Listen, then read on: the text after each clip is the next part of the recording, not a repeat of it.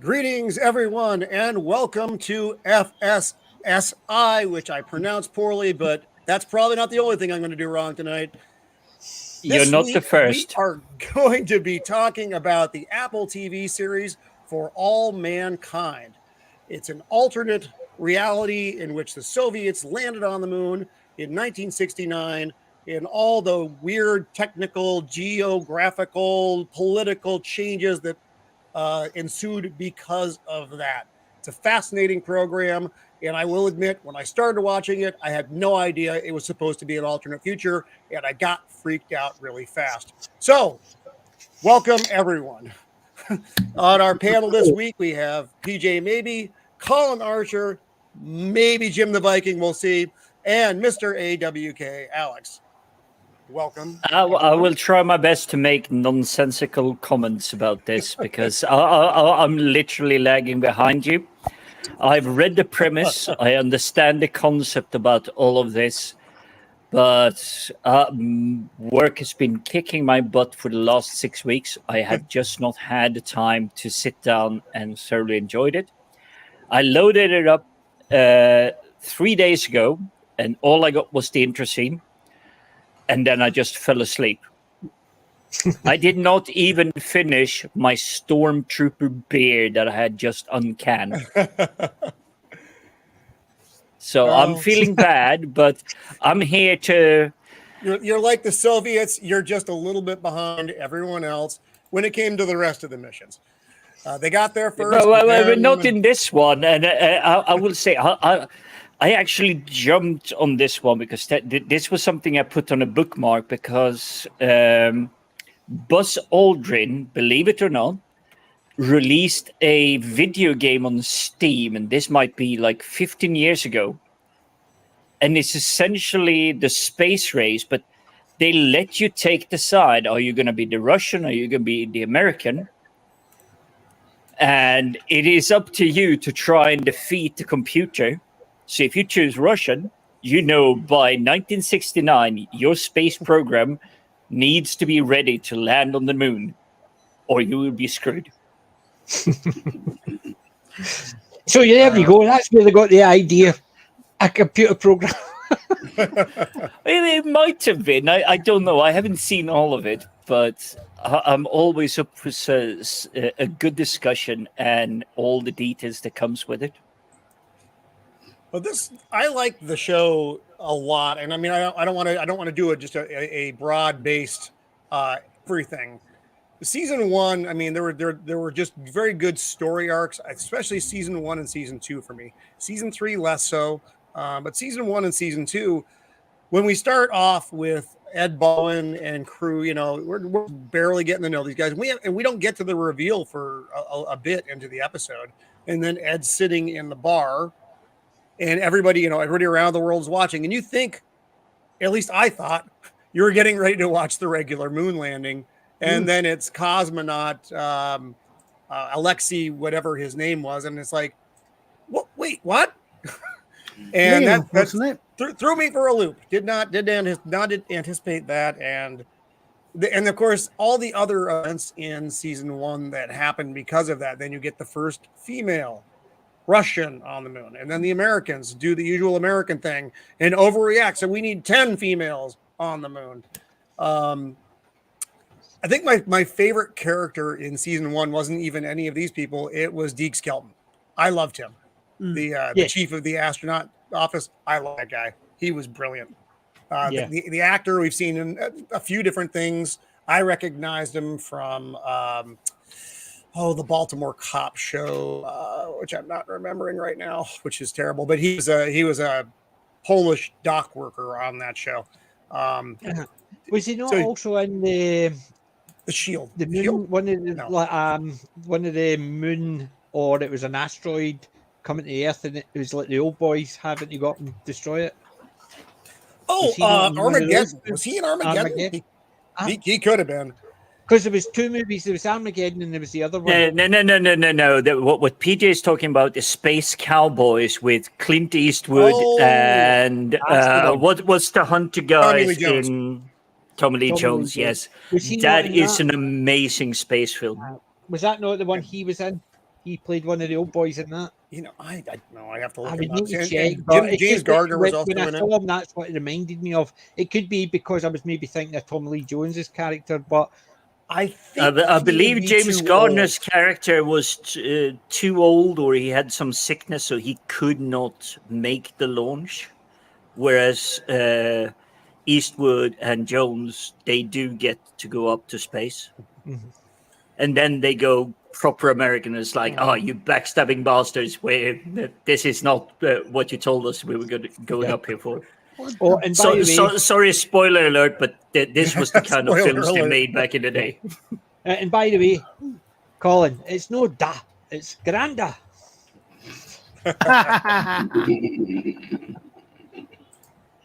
So I mean I liked the whole. Okay, now that the moon race is lost, you know, and what happened in our world where we got to the moon, we went back to the moon a couple more times. No one else went to the moon. Then we said, we're not going to the moon anymore. They decided to ratchet it up, and now it's it's just not getting there, it's moon base, and now it's resources on the moon and all that, and all the expansion. Jamestown, named after the famous colony. Yeah, was great, and I sorry, love Roman. No. This might add content to the conversation, but I've read the recent articles why Musk and etc. can't go to the moon is because NASA forgot the technology of how to go to the moon, because it was basically just stacks of paper they forgot to digitize, so they don't have the mathematics to go to the moon anymore. None of that would surprise me. do you know what surprises me?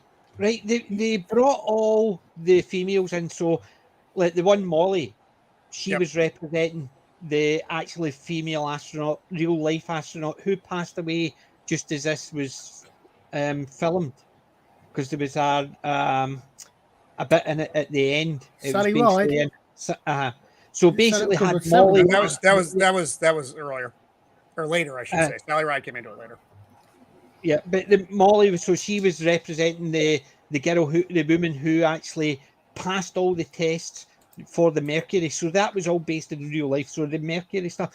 Do you know? I'm surprised they didn't have the lady who did all the mathematics for NASA. That was the colored woman who did. Yeah. Because they couldn't digitize. They didn't have a computer. They had her, yet she never appeared in it, which I was surprised at. Because that's a good point. That's a point, actually. Yeah, she was basically, if it wasn't for her calculations and mathematics, they wouldn't have made it. Yet she wasn't in it. I was surprised at that. And given that the show did actually address a lot of actual issues of the day regarding, race and gender, sex, female stuff. Yeah. There had to be a better way to say that. That was very awkward, and I apologize to everyone. But it did actually address that. Having women in the space program was something that they thought about and then said, nah, it's going to be way too much work, and then ditched it. And then having a woman of color who was involved in, actually getting people to the moon. You're right. I don't know why that wasn't in the show. That actually was historical and would have been in context of all the other stuff that was going on. Maybe they that's surprising considering the woke nature of everything that is being put out that's now. The thing because is, people say it's woke, but remember, woke is bad, and this is not woke because it's done. It's basically done. Yes, I don't know. I will say naturally. It's just shows within the thing. It's natural. The progression, but it's not woke, because woke is usually thrown in your face just to prove a point. This is not. This is actually done. And even though there's the women in, you've still got the men who are being manly, not necessarily toxic. Some of them, yes, you can't deny that they're very manly. Well, we're talking a completely different era. I mean, come on, this is yes, the but what I'm saying is they didn't actually. What I'm saying is. They didn't actually, because they brought the women in, they downplayed the males in it. The males were still there as manly men. Mm-hmm. And TJ, why they didn't put her in is that, and this is kind of just minor detail stuff, but they were by the time. Remember when Ed Baldwin went up on Apollo 10, which is when we actually see the Apollo 10 stuff later. You know, his flashbacks to that. Yeah. That ship had kind of already sailed. They already had all that worked out, and maybe that's why it wasn't in the show. I mean, I can see why they would put her in the show just to have, you know, you can see her. But as far as the major contribution, the mathematics were already done by that point. I mean, By the time we were introduced to all these characters. Yeah, Because but they still had to do, because you had all the engineers that they would say, right, you need to calculate this, you need to do this, you need to get that. She would have still been part of that team. You know, even you're though- right. You're right. You're right. You're That's what I 100% mean. right. Because she would yes. have probably been in charge of that team because Hmm. she's the one whose mathematics were the guiding principles of it all. So that's why I thought Mm-hmm. I No, was just you're surprised. right. It was just considering it would have been really because they did the same for Molly, who represented the real life Molly. I can't remember. It was Sally, Molly, something or other. Sally Ride was killed. I think was killed on No, Challenger. but Sally Ride's no, actually no. in the show. Remember, she's on. Yeah, I was the going one- to say yeah. Or not The one Pathfinder, that played Pathfinder Molly, later the one on. that played Molly represented the woman who was known as Molly, but I think her name Molly was her nickname, middle name, and Yeah, they did 'cause- in loving memory of because she'd passed away in 2019, and she Oh, was right. the actual woman who went through the Mercury 9, Oh, and she passed all the tests with flying colours. So Molly represented her because Sorry, I her saw- name was yeah. Molly.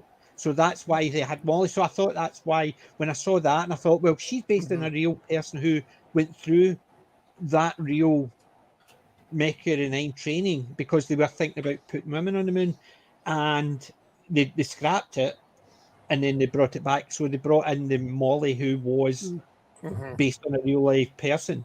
I Oh, was got you. surprised they didn't bring the lady back who did all the calculations, just as even if she was just, as you said, part of the team or something like that. But it was just a weird thing considering the way that it's showing how women were You're right. an Yeah. important part of this. There's a woman who was a very important part of NASA at the That beginning, they left out. and they left out. It's Which good you was- get, instead you there get were Margot, three of the them. traitor. So, I mean, you watch Hidden Figures. There were 3 very important women, all of whom were coloured, were black. Yeah. Within NASA. I mean, the one who actually did the who actually did the calculations was probably the most famous one, and she was the one that I first heard about because she was in an episode of Timeless, and then I saw Hidden Figures, and I've heard about the other 2. Yeah. And I so really would have liked it to have been true that Kevin Costner's figure got on smashed the toilet sign. Coming along the lines of we all pee yellow. I can't remember what Alex, it go was. ahead and let's bring up the pictures here. We'll do just a quick stroll through season Oh, 1 Coach, in here we pictures. go. So Okay. again, these images are not necessarily in order. They are mostly in order. Forgive me when they are not, because I am old and things happen in my brain. So yeah, this was the scene I was talking about where we get Ed in the bar and everybody's watching, and then you get your freaking junk kicked because it's the Russians, not the Americans. And I actually liked this character a lot. Oh, yeah. He got a raw deal. Werner No, von actually, I didn't think he got a raw deal because I think I was very happy when they did that with him. Because I was based on actually what just the going to comment American- on the first Yeah. character, Joel Kinnaman, because no matter what you put him in, he cannot look like he's a small guy. No. He always He's looks not- like he's he's not. like 7'5". I think he's and I think he's the only he's one of those guys. surviving cat. Well, him and Margot are the only 2 surviving characters now, weren't they, from the start? I think you may be right. No. Especially after well, let's Mm. save that for season 3 and we get to the disaster. See, we needed this guy. Without this guy, you don't get into space. Yeah. I mean, it just kind of is what it is. It's the unfortunate sometimes, the strange bedfellows. Operation I get Paperclip it. happened in both universes. Same. Yeah, he's a real dude. They used him. You know, the God, my brain. V2, The V2, V2. Thank you for getting my brain there, Colin. The V2s are why we had a space program. It's just it is what it is. That's why I was quite happy he got it, because I know it sounds silly, but I fundamentally disagree with giving people a pass just because you can get something from them. Yeah. So now, Operation Paperclip was not nice.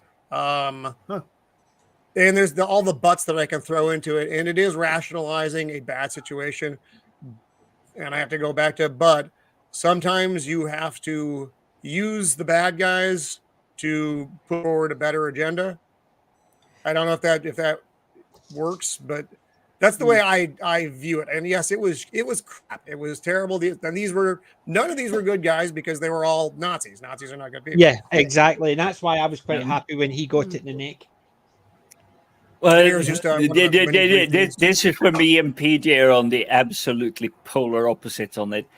I like to know about the the bad guys, and PJ is just going, it's like, don't care. He's The a bad guys, get them out of here. Yeah. been there.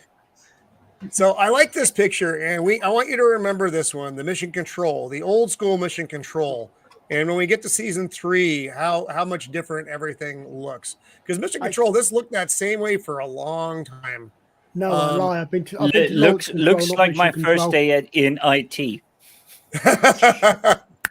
Yes. And here we have the girls from the Mercury program coming back. And I thought Molly was a great character. Now, when we actually get to Jamestown, hey Bob, or hi Bob. Yeah. The Jamestown experience was not what everyone was hoping for because they got stuck for a long time because they were supposed to, the ship that was supposed to be coming together, they kept having issues. And this was probably not for, without sabotage or spies and all that. And when Gordo starts to slide pretty early. And remember when Danielle drops the ants, and then the ants become a thing later on. And Gordo's kind of descent here, and her having to take one for the team, and she busted her arm, so that Gordo had a legit excuse to go home without losing face. And then she didn't fly again for a very long time. Before it was probably 10 years or so, because it was 1974, and then it wasn't again until the Apollo Soyuz mission when she was allowed to go back up into space. But she took one for the team. And then of course poor Ed is up there by himself, and he gets these. I'm ahead of myself. I'm a little ahead of myself. I'm sorry. Then he gets the terrible news that his son. And by the way, spoiler alert, if you hadn't figured that out already, he gets the news that his son dies from the Russians, who have their own moon base set up. He gets a printed out because NASA doesn't want to tell him because they don't want to compromise the guy. Because and we had a big debate about this at my house. So do you tell him? Do you tell the lone astronaut on the moon that his son is dead? My answer was no, you don't. Because there's nothing he can do about it. And all it's going to do is make his situation up there worse, which is exactly what it did. All I see was they were trying to break his morale because they knew he was alone.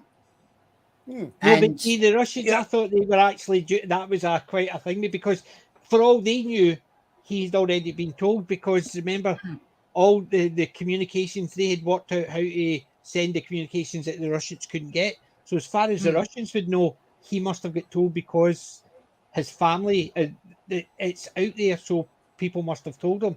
So they basically just sent their condolences. Considering these are people who are on the opposite side, and when you find out their opposition had something happen, they're sending out their condolences. I didn't think it was duplicitous. That word that I'm trying to say. Duplicitous. That's the one. Notice There's the how we bite. don't we have the one who's got. So, English I just as a had to scramble telling through me the how Oxford to Dictionary. Yeah, how we've got someone with English as a second language telling me how to speak an English word. Thanks, Jeff. Because Yeah, but you're Scottish. You've got I'm English as a Scottish, that's second what I was going language. to say. English is my third language. You've got Scottish, gibberish, then English. Although some people say gibberish first, then Scottish, then English. But Hold on. You mean there's a difference between gibberish and Scottish? yes, Wow, news because to me. gibberish is actually more easy to understand. 10 times fast. Duplicitous, duplicitous, duplicitous, duplicitous, You duplicitous, missed it, brother. duplicitous, duplicitous, duplicitous, Oh, duplicitous, don't start him duplicitous. off. Someone pulled Jim's cord. So, That is so going to be memed on 9gag tomorrow. Duplicitous is a very long word, but how do you spell it? IT. Correct. Yes. That's an old, Look, old I'm one, American. that We don't one. know how to spell anything. So And I was actually going to go, Roman, I was actually going to go spell checker. that's it is what it is. So you get Gordo, who's gone sideways, and Danielle off, leaving Ed up. Then Ed gets a visit from the Russians, which doesn't necessarily go well. But then they figure, why did the Russian come over? I my brain is skipping on this. Oh, because they'd set up. No, It I'm was skipping based- ahead, aren't I? No, what Am I it, skipping what it is that they were trying to claim the crater for themselves. That's Yes. right. You Yeah. know, who's going to take that crater? Yeah, so they kept sneaking over. Yeah. and they Yeah, with left the camera. cameras and They had to bits set and up the stuff like that. camera, and then Ed found their camera. And then And- after his kid died, he went out and he smashed the camera Yeah. because See, he needed to Molly smash Cobb- something. Molly Cobb was based on Geraldine Molly Cobb. Oh, That's who she was, because that's she was based on a real woman, and that's her there.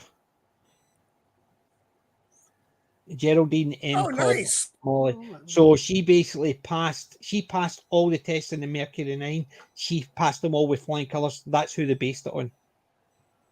So they did. That is awesome. I didn't know. And I'm pretty much at the end of my season 1 picks. I mean, I know that there's a lot more of season 1 we can talk about all of that. Or there is, Um, because season 1 well- set it up very well. Because Yeah. I don't normally like new stuff. Alec recommended this to me, and I gave it a go, and I thought, "Wow, this is so well done." Everything you did, you're no sitting there thinking they're only putting that in. They're only doing this. They're doing that. They're basically putting in modern day into the 60s, and it wasn't. It was so well done. It was an alternate history, which I do like alternate history stuff, and I thought it was same. just so well done because it was smooth. And even things like the Vietnam War didn't happen because they focused more on that. So they decided not to go in there because they were focusing on the space race, and that was their concentration. And the rest of it, they just do diplomatic stuff, which changed this, which changed that. And I thought it was quite organic. It felt just right the way they did it. I'm sorry to be the downer here, but I think what the Americans have been driving off mostly throughout history since it was formed in 1776 or whatever it was, is they're good at war. They're good at war, and the science and development that comes out of that is what really has powered them forward much, much faster than any other nation.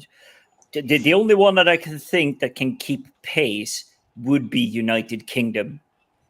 But even United Kingdom, I see trailing behind I would have the said United before States.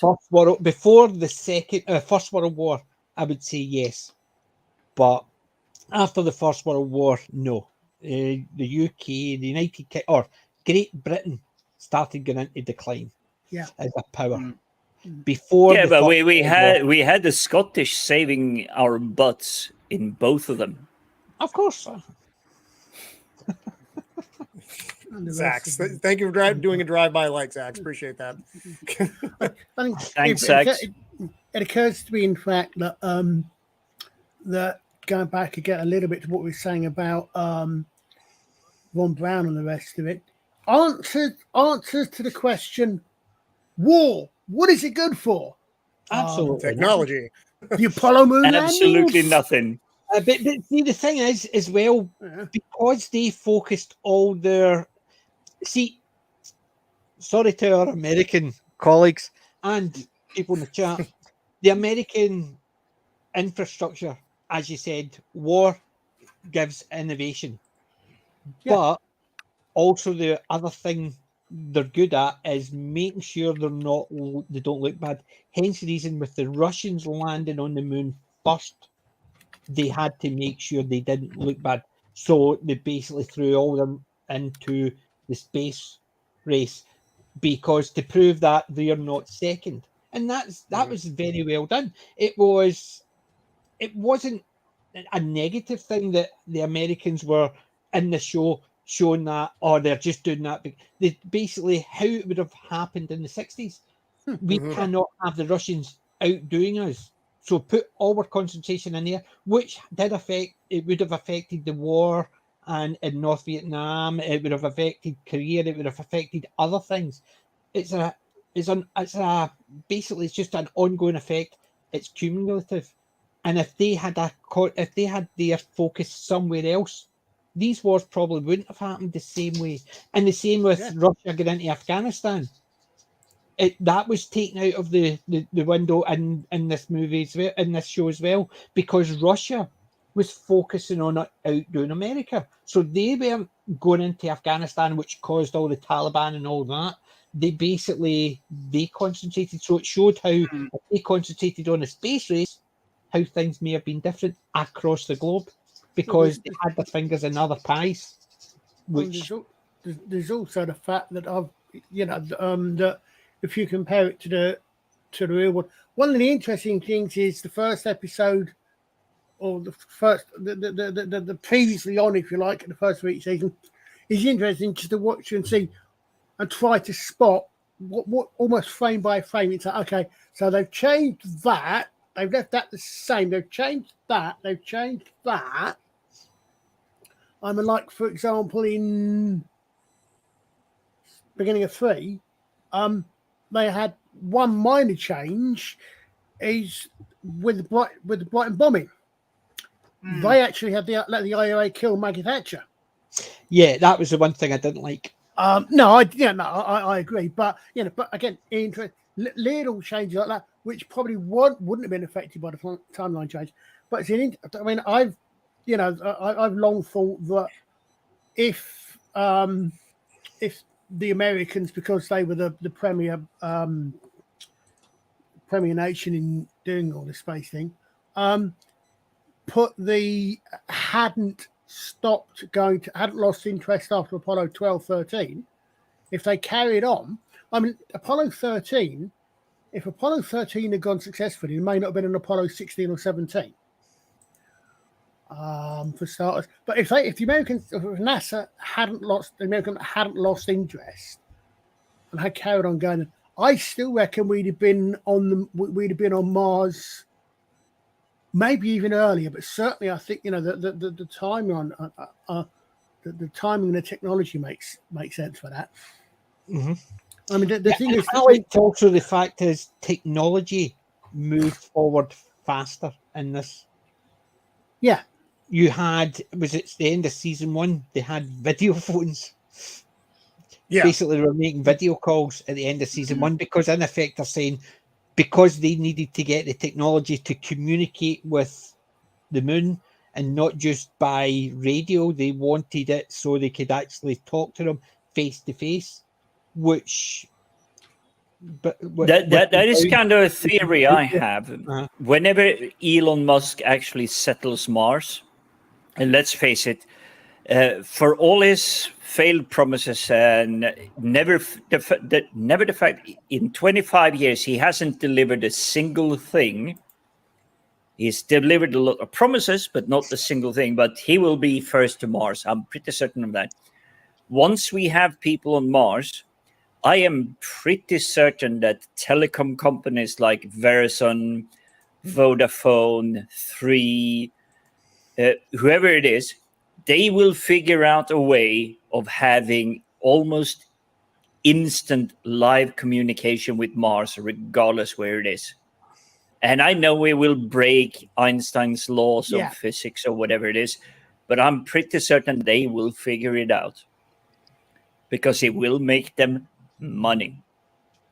I suppose if it's possible. I mean, that's one thing I did notice. I'm thinking, okay, are they actually taking light speed lag into account when they're doing these communications or not? And it wasn't clear, which means they'll at least pay lip service to it. Mhm. No, I mean, to the moon it was fine, but when they later, because later, I think the when moon's they were about a running, second or two. then- then they were having the major. I mean, the moon is, you have to run around this globe 7.5 times just to get the distance that is between Earth and Moon. Quarter of a million miles. Then we're talking Mars, which is like, that's a 9-month trip at full speed. See, that was a thing. See, when you're saying at full speed, Depends that what your was the full one speed thing is. that I disliked about this. There's certain things felt wrong to me, because when they were in space and they were doing something, it's almost like somebody says, right, we have to fire the boosters and just keep accelerating. And you're sitting there thinking, but they're talking about running out of fuel, as if as soon as they run out of fuel, they're going to slow down. No, momentum keeps them going. It was the way they seemed to do that all the time, as if to say, well, we've got no fuel to do this, but you've already fired them in that direction. So why would the fact that they run out of fuel a lot of those. This is where I'm spoiled by authors like Andy Weir. If any one of you seen The Martian or read or listened to the audiobook by Andy Weir about The Martian, it was actually so cleverly written because he did his research. He was never connected or affiliated with NASA or anything, but he figured out exactly what was needed for someone stranded on Mars after a human landing and they had to abort. And all the science, all the details are correct. And I will say this as a long time MacGyver fan, duct tape works in space. Good point. Well, they never called it duct tape. They called it grey tape. At its nearest approach, Mars is just over 3 light minutes. So just over 3 minutes light speed communication. So 6 minutes either way. Colin, this is where I think that initially we will have to suffer that. It will be a 3 minute. I say something. If we did this live stream, that half of you were sitting on Mars, we would have to wait 3 minutes for half of you to come back with comments, which would be terrible for a live stream. But I'm very certain that the telecom companies will figure out something like laser light speed relays, whatever. I'm not a physicist. I'm not an engineer. I am pretty certain they will figure it out. I think the only thing, you've got, tachyons in theory can only travel faster than light. Mm-hmm. The only other thing is I've got a feeling that there is something gravity waves and this quantum entanglement with that quantum, I think, is supposed to be travel to beat the speed of light, but that's about it. This is going to be something really interesting if they do this, or if in season 4 they go on outside Mars, they go onto the asteroid belt or the gas giants. Please. We'll do that later on. It'll be interesting to see what they do for speed. But so did you not feel that the couple of times they did it in season 3, but they also did it season 1 and 2 at certain points where Yeah. they were talking about the we need to burn for so long. It wasn't a case of we need to burn for so long and then that'll take them. It was almost a case of, oh, well, we'll run out of fuel halfway there. And you're sitting there thinking, once they get to their maximum speed, they don't need to burn their rockets, but they are flying in that they need to. It's almost like a TV executive is saying, oh, but you need to show the rocket burning, and if they run out of fuel, they're going to fail. And you're sitting there thinking, is somebody actually advised these that once you get to a speed in space, you don't slow down. You keep going. That's why you need right fuel for your retros to slow you down. Exactly, yeah. The way they were doing it in this, it's almost a case of, oh, well, they're going to run out of fuel halfway there. But as soon as they've hit their maximum speed, they turn off their rockets. And it's momentum, it keeps them going because there's nothing that slows them down. Unless that's what they would. That's the thing that they get wrong. It's not the fact you run out of fuel to burn your rockets. It is if you can burn it so you get there quickly enough, you don't run out of food.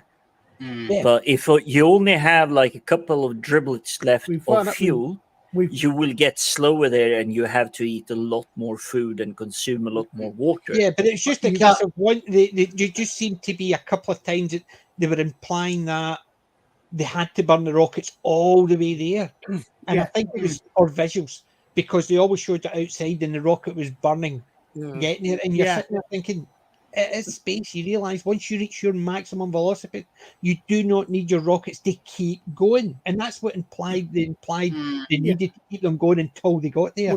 More to the point, it takes you as long to decelerate at the other end as it does to accelerate. So as long as you spend accelerating, if you spend half your trip accelerating, you then got a turnover, or however you do it, and continue on using your rockets to slow you down, like the Expanse did. Yeah. But that's what I'm saying. But in this one, for some reason, they just seem to throw that as if you needed to run. And I think to me, it was a case of for visuals, they needed to do that. And everything else was really good. But that was the only one niggle I had about the show. Nothing to do with the alternate. And nothing to do with the way it actually built up the roles. Right. Because you look at it in the roles, they ended up with president, female, head of NASA, female, head of the engineering team, female, head of... I mean, it was literally that. And you're sitting there thinking... But it was generic. It worked because of the generics in it. But at the end of it, they were all female. And there was not a male in power, so... It's almost a case of they've done it to the point where they've gone. It's like shooting the rockets. They just keep to burn the rockets in it to the point where it gets to the point you're sitting there going, it's going to be a bit too far before the job. PJ, I hate to interrupt. Just an announcement. Anyone who would like to join the panel, the link is in the chat if you want to join in. So. Please continue. Sorry about that, PJ. No. Yeah, I know what you're saying. I mean, you were saying, I've said right from the start, this show confuses me. I don't know if it's woke or not. But as you said, everything they do makes sense. So I'm thinking, I will be tempted to say, although season 3 introduced more woke elements. Yes, but see, to me, that's... I suppose the difference between woke and progressive. No, I'm not saying woke is destroying it, something just for the sake of doing it. Progressive is just showing you the natural way of things. I mean, I would be tempted to say, thinking about it, but actually, what I would say is, yes, okay, you could say it's woke, but if it is, it's woke done properly. Yeah, which is because progressive. It's progressive. Yeah. That's the way it should be done. It should be natural, not forced. And this shows it as a natural progression. As you said, I mean, there was some things you do. Okay, so we've got the woman in charge, and now we've got the black woman, and now we've got the immigrant woman. The word bits of that the same way through. But I say most of it was actually done organically. Yes. Yeah. You know. Which is Margot Madison. That's the way it should progress, not organically. It's when they throw at it. Although I ended up hating what they did with Margot's storyline ultimately. For season Yeah. 1 and 2, she was solid. Well, at least most of I season 1. hated the season 3 for the Russian I didn't aspect like of what they it. did with her. I hated that. Mm. And then you had Elena Rosales, who was the immigrant girl who I hated her. She's the most Margot annoying takes under her character. wing. That Yeah. that did seem more shoehorned in than any other part of season 1. They did honestly. actually try and set it up from the very beginning with all They that. did, yeah, no, they He was did, the but most even then, you knew it unlikable- was like a time bomb. Yeah. Yeah, but to Well, me, and then- I'm okay with that, and I realize that I'm here just for the spoilers, and Yeah. then it will be something I will be watching on the backtrack when I have the time. I will Anyway, say welcome Stephen to Ransom. Stephen. Hello, sir. Hello. Hello, gentlemen. hello. Hey, buddy, welcome to the stream. So Steven and I work together usually on Mondays and Thursdays for my technologically train wreck streams. Yes, that's the ones that we're always in our bed by the time they start. Yeah. That's true, in the middle of the night. Mm. So we're closing in on the end of season 1 here, Stephen, for All Mankind.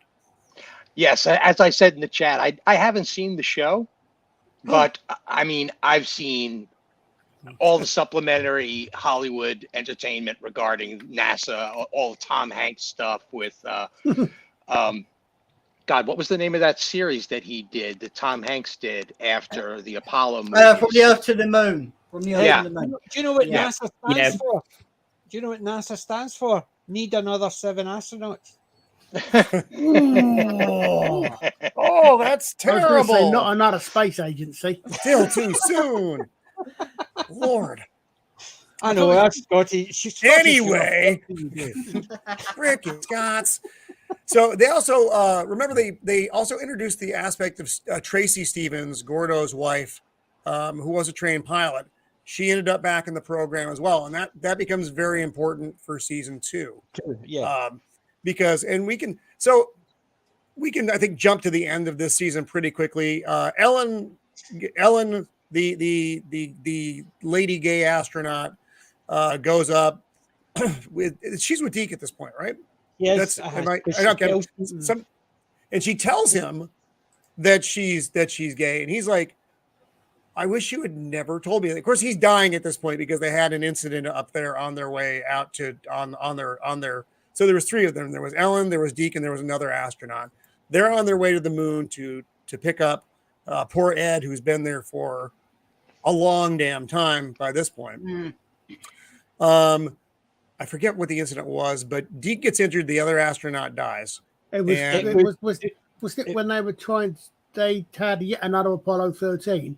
And that Yeah. wasn't that when they were trying to boost the rocket or something. Well, don't He forget, don't It wasn't. It was basically what happened is the booster.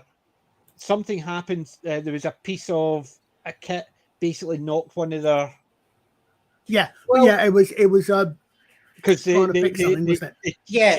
the American Chinese guy got thrown off and they Hmm. got vaporized in the rocket. Well, can I just? Oh, that's right. It was Can I- dragging Deke along behind Yes. for a minute.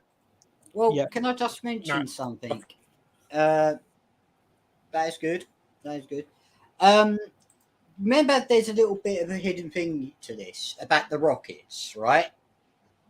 What happened is that Von Braun had to do a report because certain companies were building certain components of rockets, and apparently, what happened is that one that's state right. wanted to build, and that's what made the cock up for that rocket that blew up on the sodding pad. Hmm. So, and this is the problem. Well, the guy that invented rockets, didn't he Yeah. spend like 50 years trying to make it actually work, and he never lived to see it actually come to fruition? Hmm. I might be wrong, Yeah. but No, that 'cause is that why I was- remember from history class. Brain switched off. I don't know what's that.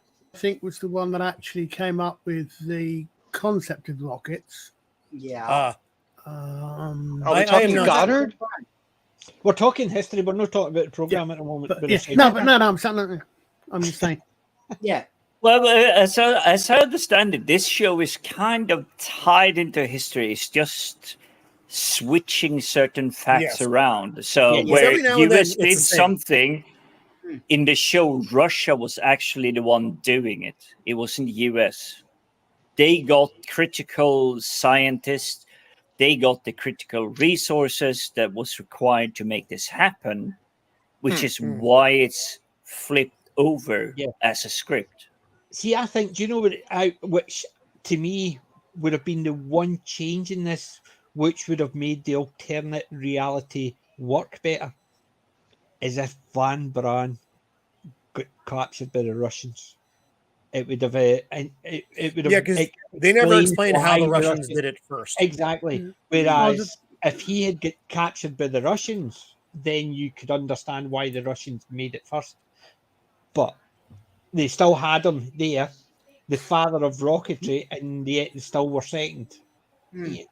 It didn't explain it, as you said, but then again, that's what I liked about the first two seasons, because it was the Americans trying to race the Russians, but they didn't know what the Russians were doing. I mean, the thing is, it was all in the dark because they didn't have an in there. The Russians might have had an in with the Americans, but the Americans didn't really have an in with the Russians, and that's why it was good, because you didn't know what was going to happen in the Russian side. Season 3, when they brought the Russians in, I thought they've just basically taken the part, which I thought was quite good, because it was all about the Americans just trying to outdo the Russians without knowing what the Russians were doing, just try to speculate of things that they would hear in the media that were driving all. Whereas now I'll add on to the pile here, because there's so many, and I know my YouTube channel will be banned for this, and I hope you guys are not getting banned for this, but there are so many flat Earth theorists and moon landing was fake. But when it comes to this, I can understand in the 1960s, or was it 1963, Kennedy went, we're going to the moon, not because it's a challenge, but because it's hard, or something along that line. Because it's easy, because it's hard. We do it because not because it's easy, but because it's hard. Yeah. Yes. Okay. Which basically, but in this, the female president says. Yeah, but I don't care about that. You have a completely alternate universe that is being set up. Mm-hmm. It could have been that it's since America was a superpower, and the same with Russia. Mm-hmm. It could have been that early on they just went, okay, let's get kind of a decent politician or someone that can say a lot of tough words and make sure that nobody is invading a European country. I'm not supporting or condoning any certain candidate, but let's say I'm looking forward to the future of the 2024. well, if he stopped being electrocuted, of course. Well, the jury is out, Colin, but yes, I did catch the Lotus Eater episode. But that was if the universe is built naturally, you would never notice any of these, shall we say, the woke implied things. Oh, it has to be a female in a wheelchair or what? No, it doesn't have to. It has to be the character that is best. And so far, I haven't heard a single one of you saying that this character was absolutely useless. Which is telling me, so far, we're so good. I don't care. I wouldn't who's say doing it. there are a couple characters you could knock off and it wouldn't change the show a whole lot. the immigrant I think girl. it's just they can be changed or become non-essential. But for the most part, these characters I would get rid of to make me happy, not anybody else. I would get rid of Gordo's two sons. I Oh, would get Jimmy rid and of the Dave. immigrant- I was totally. and the immigrant, the girl, the one that's now in charge of the engineering team, the immigration girl. I would get rid of those three. I think those three are just not very good characters. They're unlikable in that. Yeah, and Maybe they're we there will to be talk a unlikable. lot about Danny at the end of, but when we get to season 3, Danny has a lot of really terrible moments. So by the time we get to season 2, obviously, like I said, it's another leap forward in time. I forget what year season 2 starts. Does anybody Was remember it that? 74, something like that, 76? Yeah, something like that. Well, 74 was the end of yeah. season 1, but so the season 2 picks up a little bit down the road because Jamestown is a lot bigger of a base. Well, it's got to be towards the 70s going So on we're into not the 80s. quite. We're on our way to the 80s because Reagan becomes president during this season. So if we're not there, we're getting there. Yeah. And you're essentially looking at Cold War on the moon at this point because it is the fight for resources, just like it always is down here and up there. You get a lot of the espionage starting with Margot in this season as she's going to different conferences and stuff. And this is where the Soyuz Apollo mission comes up in this season. They're trying to get a detente in space that they can't get down here. It's an interesting concept, but that's where she meets Sergei, who ends up slowly bringing, Dragging her in. sucking knowledge out of her and putting her in a compromised position, which is, they did a very nice job with it. But I also thought we've known Margot for a while now. Margot sleeps at the Johnson Space Center. Yeah. She lives there, literally.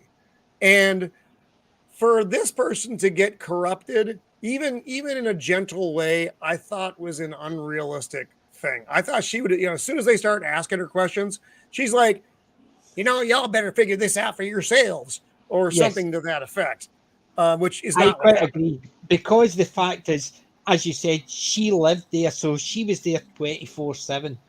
Yet she was the one that got corrupted, the person who didn't have a life outside NASA. And I must admit, I liked the way they they. would be the easiest one to compromise. If that is all and everything you do, that would be the easiest to compromise. If you're geeks like us, we do Magic the Gathering. We collect interesting items. We watch. Yeah, it is much more challenging to compromise someone like us than it is someone that is just, I live at NASA, I stay at NASA, I do nothing else. That this is my entire life. They would be so easy to compromise. Yeah, I was going to suggest the same thing.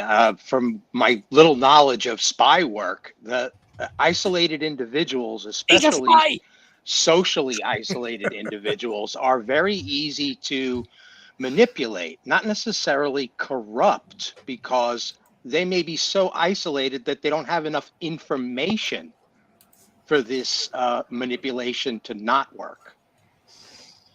I suppose so, but it was just a case of she ate and slept NASA, yet she's the one that actually betrays NASA. That was the part I didn't. Without her, Yeah, they don't get the manipulation tech to go to the maybe to moon. an extent, but it was the fact is, she was the one that's given the secrets, and she was the one that got compromised.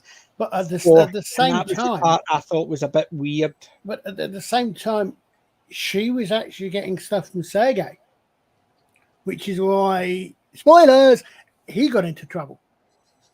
It wasn't entirely one way. It was mostly one way. Anything that she got was She something that got- the Russians wanted her to have. Hard to The way get, it's just an because easier, Yeah. here's a they Well, were I don't feeding know. her I mean, things give us a piece of and you're pie. they were feeding him her via Sergei, because he effectively had a handler. So the handler obviously knew what she was getting from him. Because she was the one that later was on that he giving was it. passed more than he was supposed to. But yeah, I mean, definitely they got more out of it than cheating. Oh, Well, then she ended up getting totally screwed over. But overall in this season, we get an awful lot of events that are happening. The Thomas Paine, who's the current during this era head of the American space program, is on his way to Korea, and this was based on an actual event. And the Russians shot down it was a commercial airliner, thinking it was a spy plane, and of course in this it was a spy plane. So Ellen, the astronaut who saved Ed on the moon, has been promoted to deputy NASA admin or deputy director for NASA. And then she ends up being bumped up permanently. President Nixon, who never left office, he was a huge advocate of the space program in this universe, gives Ellen a call, I'm sorry, it was Reagan who gave her a call, asking her if she could step up. And of course, she is with her girlfriend at this time and realize how precarious her situation is. She has a husband, Larry, he's a gay dude, so they're just gonna try and make it work from a visual standpoint on the outside, it was a different world back, so it just was. Molly goes to the moon. She's up there because now we have a whole bunch of folks on the moon. I think it's later that she gets the solar flare incident. It is. So there has been some, let's call them incursions, but more of a lightweight incursions from the Russians onto American military space. And that's why they get the idea of sending up Marines, which seemed like a great idea. Even I thought so. Going, visually it was great. It was like, oh my God. But I liked the idea of what they did. They sat and thought about the weapons. Yeah. Why are they white? They had to be white because of the absorption, and also the fact is when you're firing it, lean forward, silly things like you wouldn't, because they were the physics of it. Because so your hands aren't getting cooked off, and you're getting blown off into space. It was so funny when they were doing the test weapons on the moon for the first time, and the dude shoots and he misses his target, and Tracy's like, "You might not want to stand there." It's like, why? She's like, that bullet might just be traveling all the way around the moon and it's going to hit you from behind. and he moves and everybody laughs at him because he's a moron. But so you have this, but then you have, inevitably these things go wrong. So they come to a spot where the Russians are, and they don't know if the Russians are armed or not. And one of them is reaching for something, and our guys let loose, and they shoot the Russian. And he's got. It turns out it was like an interpreter card as to what they're trying to say. Yep. So this is where things get very hairy in the show, though. So they bring the Russian back to the base. The Russians are coming to claim their guy, and it gets. He requests asylum. So Gordo, and I don't want to forget about Gordo here because I'm losing. Yeah. There's just so many things that happen in the season. So Gordo, who starts the season as something of an amorphous blob with a mustache, is trying. Ed is now head of the astronaut program. He's like, and he knows his buddy still has it. He's like, I want to get Gordo. So he puts him on. I think it's Apollo 25. It doesn't matter. We'll just go whatever the Apollo mission is down the road. 25. To go back to Jamestown, and his wife Tracy's up there because she got put up there as something of a publicity stunt, and it even looks like a publicity stunt on the show. Except she turns out to be a really good pilot for their moon vehicle, which is what they're using to transport the Marines on. They kept putting a Barbie doll down because they treated her like a Barbie because she was doing all the publicity stuff. But she got in trouble because she brought some bad habits up there. She's smoking in one of the little confined spots and trying to vent it through the CO2, and it sets off alarms. And she gets in trouble. But so Gordo gets back in shape. He ends up in Jamestown. I condensed a whole lot of things there, but they're important. And he's got his son and Jimmy, who are fine at this point in their lives, but later end up being douches.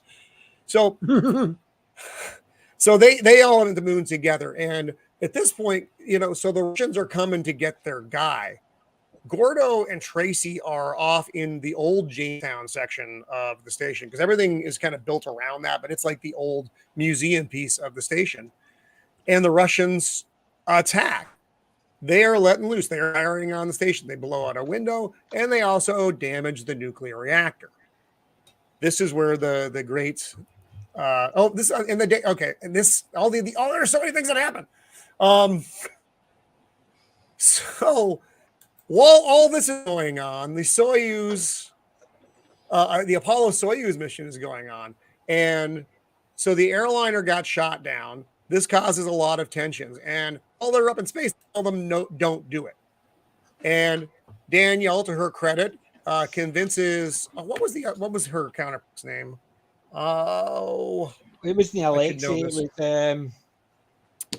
damn was it my brain. Yorgi or something like that. Convinces him. He's like, we're up here. Let's just do it, and they do. And this is a big event later on Because they they did were this. at the point they were almost at DEFCON 3 or DEFCON 1 because it was the Cold War was heating up, and they were worried it was going to start because Air Force One was in the air and stuff like that.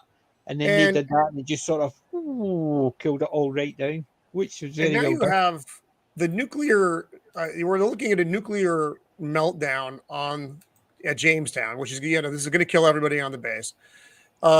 There's another reactor, or that they need to bring online, or whatever. I think it was the backup reactor. No one else knew about, but there was a backup reactor, and so they're on the horn because they actually have comms in this part of the station back to Earth. And they what do you have with him? We have duct tape, some masks. You can't, they have to hold their breath, get in there, and get out of there. And it's like 30 seconds to do all this stuff. It's a very tiny amount of time that they have to open that airlock, get to the reactor, move what they need to move and turn it on, and then get back and not die. But they probably knew it was a one-way mission. You usually do going into these things. And it was a really sad scene, I thought. I thought it was a hilariously funny scene. Really? God damn, Yes. Scots. No, but it's only not the fact that they died, it's just the fact is duct tape saved the day, and I'm sitting there thinking, really? And then they've got the statue of them running. No, that to me was hilariously. It was almost a case of let Bugs Bunny and Daffy Duck would do that without a blink, but human beings doing that. I know what you mean. Yeah, like I know what you mean. It was both heavily serious and tragic, and it was funny at the same time. But humans are like that. We can find a human in nearly anything. But I would say, at least they did that in one episode. Bloody season 5 of The Expanse made an entire season out of that one thing. But half a season out of that one bloody idea of going in and out. Half a season of the person constantly holding their breath. Yeah, that the one. Yeah, and Daniel Poole quotes the needs of the many outweigh the needs of the one. That was the Star Trek quote to save the world that they did before they left. So, Stephen, you got a lot to catch up to. Catching up on this series. There's an awful lot that happens in these. These 10 episodes, or is 10 episodes or so, I think. Yeah, it's 10 episodes each season. But man, cram an awful lot. And season 2, I think, was my favorite season. And it was just jam-packed full of stuff. And I really liked the Gordo redemption arc. I liked him as a character. Do you know what's missing? Roman, do you know what's missing from season 2? Do you know what could have made season 2 better? Predator? Yeah. little inside joke there, Stephen. If you insert Predator into almost anything, you make it better. Roman, I think you're right, because season 1 was a very good build-up season. Mm-hmm. Season 2 was really good. Season 3, I think it let down because they were trying to get too much political stuff in it, which I would have preferred if they concentrated more on Mars. And the missions and stuff like that, and had it all from the one side of the Americans again, and maybe interacting with the cosmonauts. Yes, no problem. But it's just because they've got the earthbound politics, and you're sitting there thinking, Yeah. I don't want No, that NASA to sucked be involved. the air out of the room, man. It did. Because all the space stuff, you had so much space stuff in seasons 1 and season 2, and that was just so visually stimulating, and you were really interested in those storylines because they weren't like what we have here. Yeah. That's why they were good. You know, that was the Yeah. escapism. It And as was soon as season 3 came around, it Yeah. actually started throwing those darts of reality in, and it sucked the air out of the room. Yes. And I also forgot. When you look at the final part of season 3 with the politics of sexuality, I thought that killed it. Definitely. On Yeah, it season was- 3.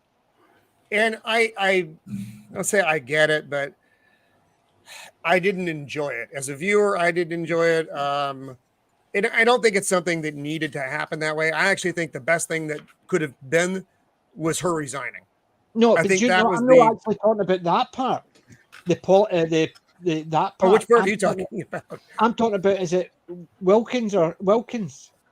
He basically said in his speech when they're talking about the Mars mission, he basically says, as the first gay man on Mars. Oh, That to me- the that other to me was- astronaut.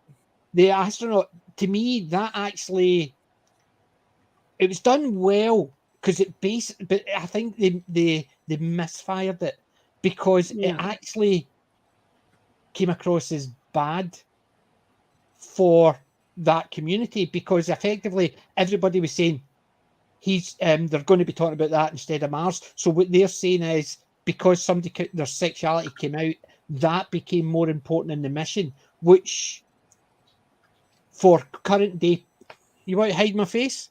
For current day the current day politics is effectively turning around and saying you hijack anything. So in that respect, it backfired if they were trying to make it a positive thing, because the media in the show were effectively saying that is bad to do that. And this was the era that the show is taking place in now, or during. So let's wrap up season 2. Also, I forgot about this. Ed is actually back in the program. He's flying the Pathfinder, which is next gen shuttle. The Russians are threatening to blow up the supplies that are on their way to the moon, which is, again, this is going to cause a big kerfuffle. When they are both out of comms, Ed does and this is where Sally Ride comes into the show for those interested in the actual historical people. Sally Ride is on this mission, who was one of the first female astronauts who didn't survive. So Ed does a preemptive and blows up the Sea Dragon. So it's just, well, that's over with. So the Russians have nothing to do. Ed, no one's firing on each other. Because they left that quite well, because situation. you didn't know who he was targeting until it blew up. And So at the end of it, yeah. and at the end of it all, you're left, all these events happen. These 9,000 things happen. And at the very end of it, you're left with 1995, and you're on the moon with Nirvana playing, which I thought was a really good use of the music, something that PJ has no appreciation for. And I thought the scene just looked really good. And that's where appreciation of music, season 2, when all the Marines are on the side of the lander, and it was The Valkyries. That was good. That was a very good use of the music, because you could just imagine that was hilarious.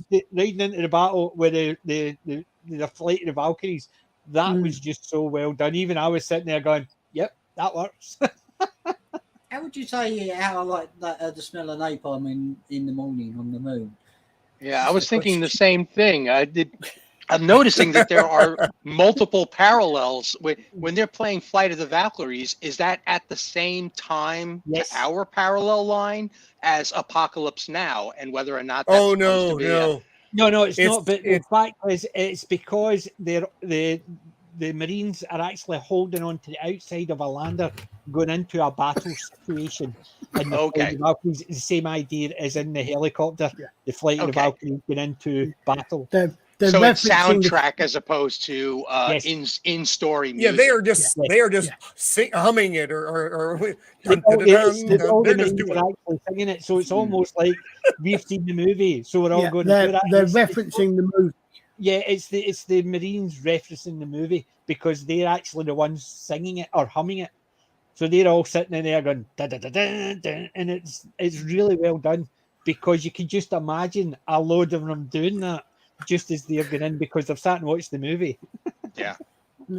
I wanted to bring up something. I tried to find the article when I came on. I had stepped away from the mic to check my books, check my library, but I couldn't find the article. There's an article in a 1971, one of those smaller science magazines from 1971, discussing the UN agreement to not allow a nation to own property or to weaponize the moon in any sort of way. Yes, I think that's still in play. Basically, because I saw there was a YouTube article talking about that. So they're effectively turned around because they actually didn't make it the moon. They actually says up from Earth, so they're not allowed. So they're effectively said nobody's allowed to own any land out with their land on Earth. It's effectively no matter whereabouts in space they go. So if Russia lands there, they don't own it. So if America It's a lands UN there, agreement, so it's essentially meaningless. yes. Hmm. But that's what But at the time, I think it effectively killed a lot of ambition about the moon and about Mars. Yes. Oh, why we didn't go back and back and back. Yeah, and yeah, try to yeah. sustain it. Because they were looking to weaponize to make it a satellite to Earth, literally make it a satellite as opposed to Cuba and Grenada and those sorts of things. Yeah. Okay. But yeah, that was there. It basically, but they didn't even actually signify the moon.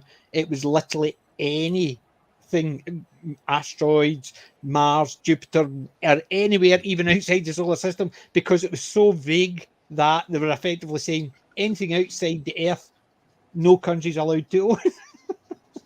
Right. Because I saw an article saying, so if there's aliens and they have a planet, does that mean they're not allowed to own anything? Because the Earth have effectively says nobody's allowed to own anything outside the Earth, and it's because it was so vague, it was just meaningless after the fact. Which is how I But feel then about again, most it's of what the the UN, UN it's does. the UN, they've just become useless anyway. So Yeah. Right, shall we bring up season 3, Roman? Yeah, let's so like I said, season 2, there was an awful lot that happened. This was the end of season 2. You got Boots on the Moon in 1995. Boots and on Mars. was playing, which I thought was very cool. It was Yeah. visually, it was just really cool. right, see this part here. When I first saw, I saw that part because I was watching it all after the other. So I started season 3, and I'm sitting there thinking, "Oh, Helios and Blue, those are dark boots, so it must be Helios landing." And then it says 1995, which I didn't even clock at the time, right? And then obviously they land on 95 later on in the year. But it was 90. They landed in 94. That scene there is the bit that scene is actually from the last episode. because he That's- landed in that's- September. No, that scene right there is where he's about to come over and he's about to kill himself, and then something's going to happen so he Right. doesn't top himself. All right, That's what that actually let's is, save I this. think. So we're not, Yeah, we're but not I too thought out of order. I thought that was them implying that the first one on the moon, the step. No, That's what and I then thought obviously too. But when then I guess Colin's saying actually doesn't make a lot of sense. You're seeing it's that dude, but it's 1995 at that Yeah, point. because they refer back. They're going to refer back to it. So You know, they normally refer back to the last. Don't they? season 3, you have I'd say you have a lot going on, but you really don't have a lot going on. What you have is a space race to get to Mars between the United States, the USSR, and a company owned by Dev Astra, who is a Elon Musk, Steve Jobs like character. Yeah. Asian Elon Musk. And he turns everything upside down because everybody's being at 96 as being when they expect to try to get there, and he's like, "We're going to do it by 94," and everybody's like, "Ah!" And they all go crazy, and this is where things get ramped up with poor Margot and the espionage, because the Russians, the Soviets are not near as close as they want everybody to think they are. And so she's getting drawn in more and more and more by Sergei, and Sergei, I think, has actually developed legitimate feelings for her at this point. Mm. But it Oh, yeah, doesn't matter definitely. because you're going to do what this tells you to do. Oh, So a lot of things kind of fall apart in the early episodes for NASA. You have Devs announcing he's going to be there by 94. Ed Baldwin gets removed from the mission and replaced by Danielle. Ed's kind of pissed. So Ed's wife, or Ed's ex-wife, I apologize, Karen, now works for Helios, Dev's company. And she's like, I bet I can get some to command this mission. And she brings Ed over, which is kind of giving the finger to NASA. And they end up bringing over other people as well, one of which is a giant error. That would be Danny Baldwin. Danny Stevens, Gordo's son. Yep. Do you know the one thing about so- that part is when the part when she got chosen as command, the bit in the restaurant where he basically implied, which I thought it was bad considering his character, was Yes. he turns around to her and says, "You just got it." He didn't say it, but effectively he says, "You just Well, got it because you're black and female." Yeah. And it I basically don't think that's something that Diversity Ed done. I think I that think was that very was out a- of character. So just Yes, like they exactly. do I thought it was with, against his character because yes, he might have actually thought you got it because you're female, but they're trying to push for the female thing. And wait a minute, I've got the seniority, and that was the thing. It was annoying. It felt he's getting overlooked just because they wanted a female in charge rather than him. Nothing to do with anything else, but the way they made him do it, it was out of character. Because it wasn't Yes. a case of I've got seniority. It's a case of you're only getting it because. So it was almost a case of putting on his prejudice rather than the fact is he felt he deserved it because of his And- seniority. that's where I think that's where the woke was creeping into the season. They had to make him have a negative quality that the character didn't possess before that Yeah. moment. And I thought that was just terribly out of character for him. I think we need to note. So back in season 2, Ed and Karen were having a lot of marital issues. And Danny, who was Gordo's son, slept with Ed's then wife, and they ended up getting divorced because of it. But Ed never knew who the guy was. And still Gordo's- doesn't. What was that? He still, doesn't. Oh no, you're right. I'm sorry. So Gordo's son has developed a very unnatural attachment to Karen at this point, and that comes into play just kind of overall in the season. So Daniel. I'm sorry. I've actually lost my track of thought. Okay. Don't forget, there's actually jump in there because again, the first bit is before the first bit they're just talking about going to Mars and the rest of it, and then they jump about 5 or 6 years between episode 3 and 4, I think, to when you've actually got the Mars. Because don't forget the first episode in the early is- 90s, and then you jump to 94 pretty quickly when everybody's due to launch. You have the the first discussion about it, and then you have the go. The first episode is where every Brit of a certain age is expecting a big red spaceship to come up and rescue everybody. It's a Thunderbirds episode without Thunderbirds. Oh, that's right. Yeah, I forgot the Phoenix, which I think Yeah. had a different name at that point. Helios Yeah, had made it was like a big space hotel. And Karen was in charge. Yes. And And that's one of where the- Danny should have been killed. There you go. I wish they had killed Danny. Oh my God, that would have been so much Yeah. better. I mean, Yeah. Uh-huh. it would have saved so much effort if he died then as a hero. Yeah, one of the thrusters went wrong, and it started rotating to the artificial gravity too much. Yeah, it got Yeah. hit by Building and building and building, and he had to go. he got hit by He had to Russian EVA and go out satellite in the and blue fix or it. something, or Chinese satellite in the blue. Oh, that's right. Yeah. You're right. It got hit by a space. No, it was North Korean actually. Was it not North Korean? Okay. Yeah. I couldn't know who it was. Space Yeah. garbage. Whose Yeah. garbage it was unimportant. It was garbage, and it screwed Yeah. up the thrusting system and effed up the artificial gravity, Yeah. which was another nice touch as far as Polaris. actual science stuff goes, or at least an attempt at it. Yes. Yeah. And suddenly the lifts all failed to the point where One it's of them got almost killed. like they were actually held on with paper or just rope rather than reinforced steel, Mm. because they just sort of, people could stand, but the lifts got dragged down so fast it was Yeah. crushing people. And I'm And sitting there thinking, if it was actually the enough gravity to do that to heavy metal pulling it off of reinforced lift cables, Mm. how are the people still standing? Yeah. Well, don't forget, they said to Danny when he had to go up to the centre, you're really going to feel the weight, but when you get further up and up and up, your body starts to get lighter. Yeah. This is the whole point of the centre of gravity. Which is centrifugal force rather than gravity. Yeah. So the further Yeah. out you get. Mm. So basically, they've got the lifts getting dragged down to the place where all the humans are standing, Yeah. which they're implying is the strongest part, but they're all still standing there. They're not Well- even starting to Mhm. fall and not be able to get up. And- but the lift Well- got dragged down to that point, and you're Well- sitting there thinking it was a wee bit weird. PJ, I don't hate to interrupt you, but I want to come out with You this. don't. top You theory. always interrupt me. Uh-huh. Well, someone's yeah. got to. Who's in charge of the channel? Anyway, Roman. think turntables, right? Uh-huh. You know the turntable, kiddie's turntable when it spins, Yes. right? How heavy is it when you're on the outside and then you start to move on into the center, and you're still feeling the G-force? Uh-huh. Yeah, that's Been a wee that's while, what it- but I know what you're meaning. yeah, that's what Yeah. it was like they were experiencing.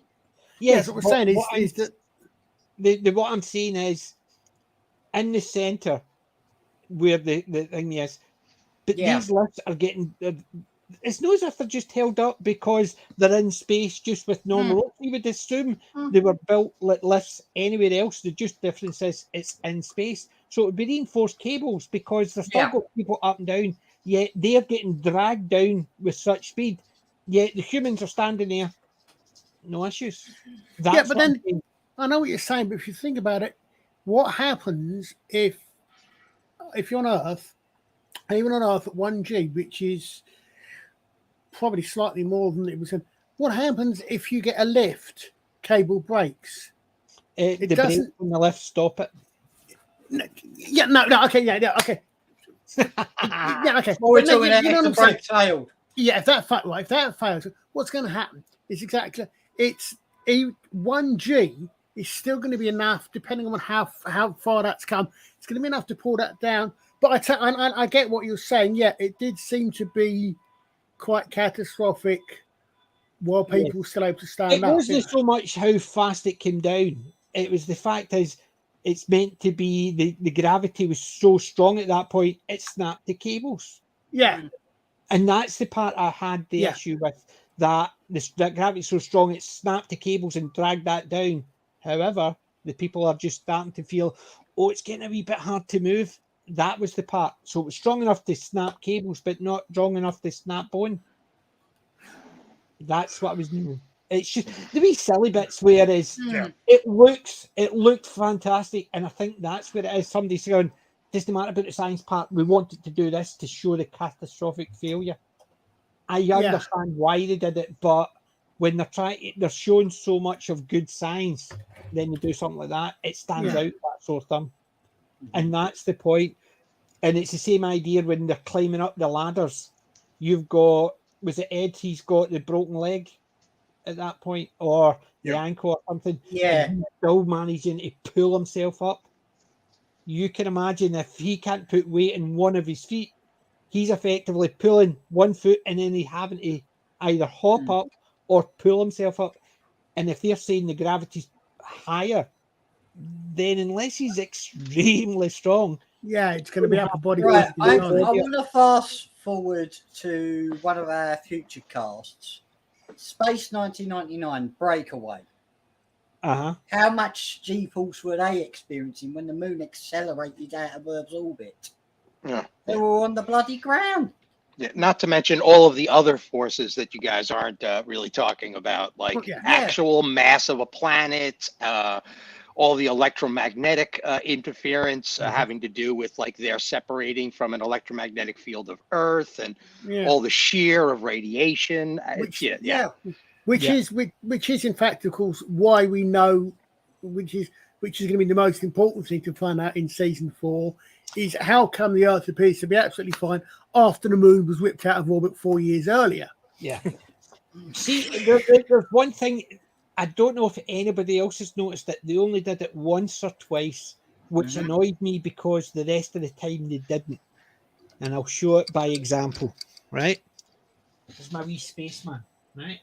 Give me a second, PJ. I'll just bring you up onto the. There you go. Here's my wee spaceman, right? You notice how 99% of the time they all walked about like that? How often did you see them put their visor down? So, because they were out in the sun. Hmm. Very, very, very rarely. You see them standing looking at the sun like that. No visor down, nothing. You just see their face. They obviously did it to see their face. Right, so I you can see the understand why they actors. did it regularly, but in effect, that's what they were doing. So they were looking at the sun like that, rather than having their visor down. The way I see it like there, I thought you had the helmet on the wrong way round. Yeah. No, it's just basically see if it's I plugged know. in. If It it's has- plugged in, the visor down, that's the light Yeah. off, and if you put it back, the light goes on. Oh, I So- see. Oh, that's clever. So, but that was the one thing I thought that's annoying because it should be like that 90% of the time because they're out there. There is nothing to stop that sun blinding them. Yet Mm. every time they're looking around, they've got the visor up.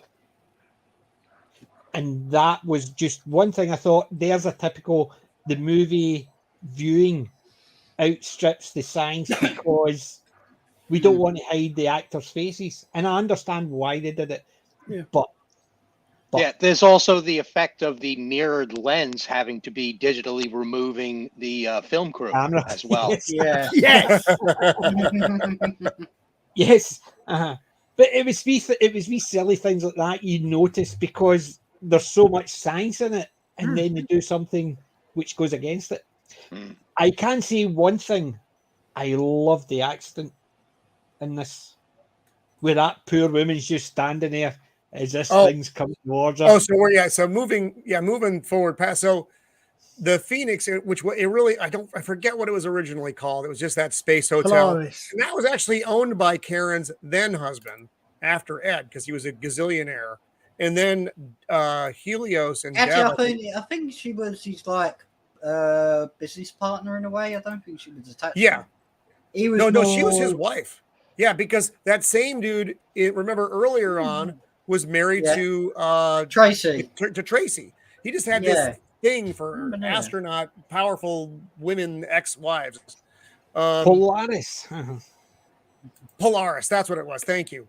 So that becomes the Phoenix, which ends up being Yeah. Dev's ship to the moon, which better equipped because it's got nuclear engines than the other guys are, so they think.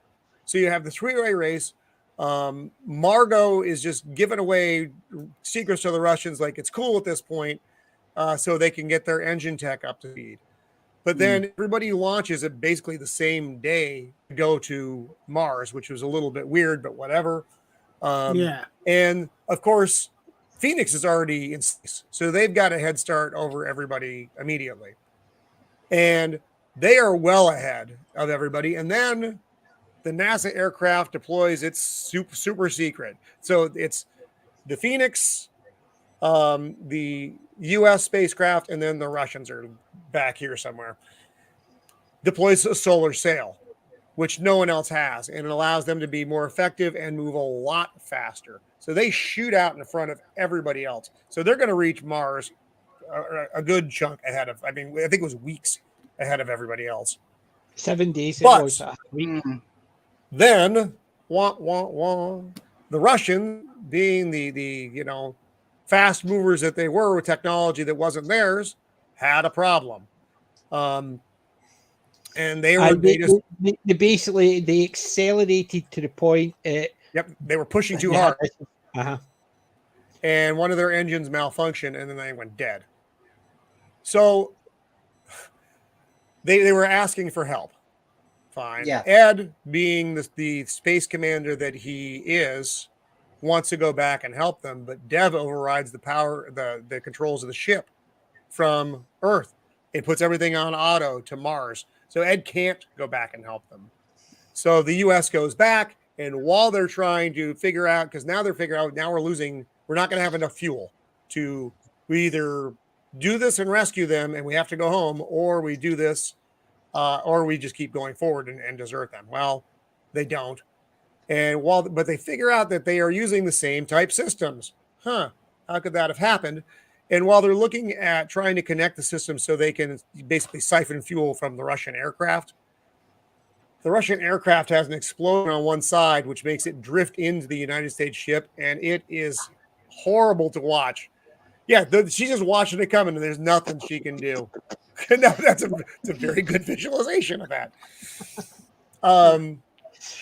So now you have the Russians on board the U.S. spacecraft, and things are tense. Because the Russian, one of the Russians from Jamestown days, when they had the invasion of Jamestown, defected, and he's now one of the astronauts who has on their way to Mars. So the Russians are not fond of him.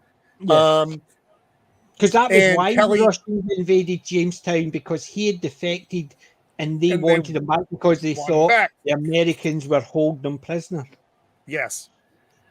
And so Kelly Baldwin, Ed's adopted daughter, is on board the U.S. spacecraft. She stayed with NASA as a biologist. And so she ends up, befriending, hooking up with one of the young Russian astronauts. But this is all, it seems like it's like midway through the season, but there's a lot that happens in these seasons. So they rescue them. The Phoenix is on its way to Mars at this point. They're going to get there first. Everybody's trailing behind, but not by as much as you'd think. And now Ed is him and Danny Baldwin go out in Popeye, which is the nickname for their the ship that can detach from Phoenix and land. They're on their way down, and a storm hits. And Ed's left with the same moment he had on Apollo 10, where can he abort or can he force his way through it? And you're thinking he's going to force his way through it. But in the meantime, the U.S. ship, which can actually land on the planet's coming in. And Ed aborts. She finds a clear zone, and the U.S. and Russia get there first. And the tussle for the astronauts to get down the ramp was hilarious. Because the Russians are like, oh, we're going to get off first. It's going to be the Russians. And the U.S. is like, nah. And so I thought that was funny. Well, I've got a couple of problems with the ideas for these ones. That the Americans have a system whereby they don't have a lander. Their entire ship is a shuttle, Yes. which is okay, fine in itself. But they end up Doesn't leave you going. with much of a plan if it goes wrong, though.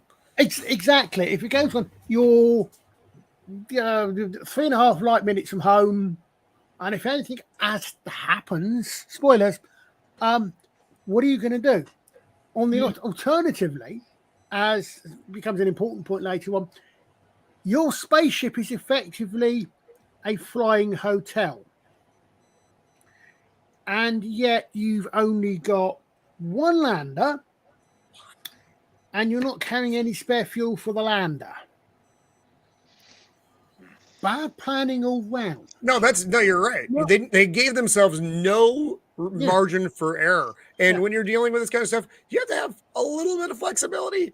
I mean, I know during the actual, when things went wrong in space, in real life, they just went horribly wrong. But by this point, they should have redundancies. They didn't have spare fuel for the lander. Is that because you're talking about at the end when they had to try and get Kelly off? No, remember they says, what about spare fuel? They says it's on Pegasus. So they did have spare, but it was on. No, because they were saying they could only make one launch. They could make one launch and they couldn't come back. That's why they had to do it the way they did. I must have missed that one, because I remember them saying about taking off and they can only get 95% of the way, and says, what about the fuel? They says it's on Pegasus. You know, because I could be wrong there, but I'm certainly had the impression that they were saying that was the thing that they didn't. So they were effectively, although they were ahead of them, effectively, Helios was treating the Mars as another moon mission, as if they're going to land. If somebody, so they're going to land, and then they're going to take off 3 days later. So you don't need to do return. You don't expect them to do return trips. You've got some that even looks like it's a flipping elevator car. Yeah, This is something I say that even more so than the Americans being a one-off landing and you start got me. I think simply because the size. What you're taking there, you're taking a space station. You're not taking a rocket.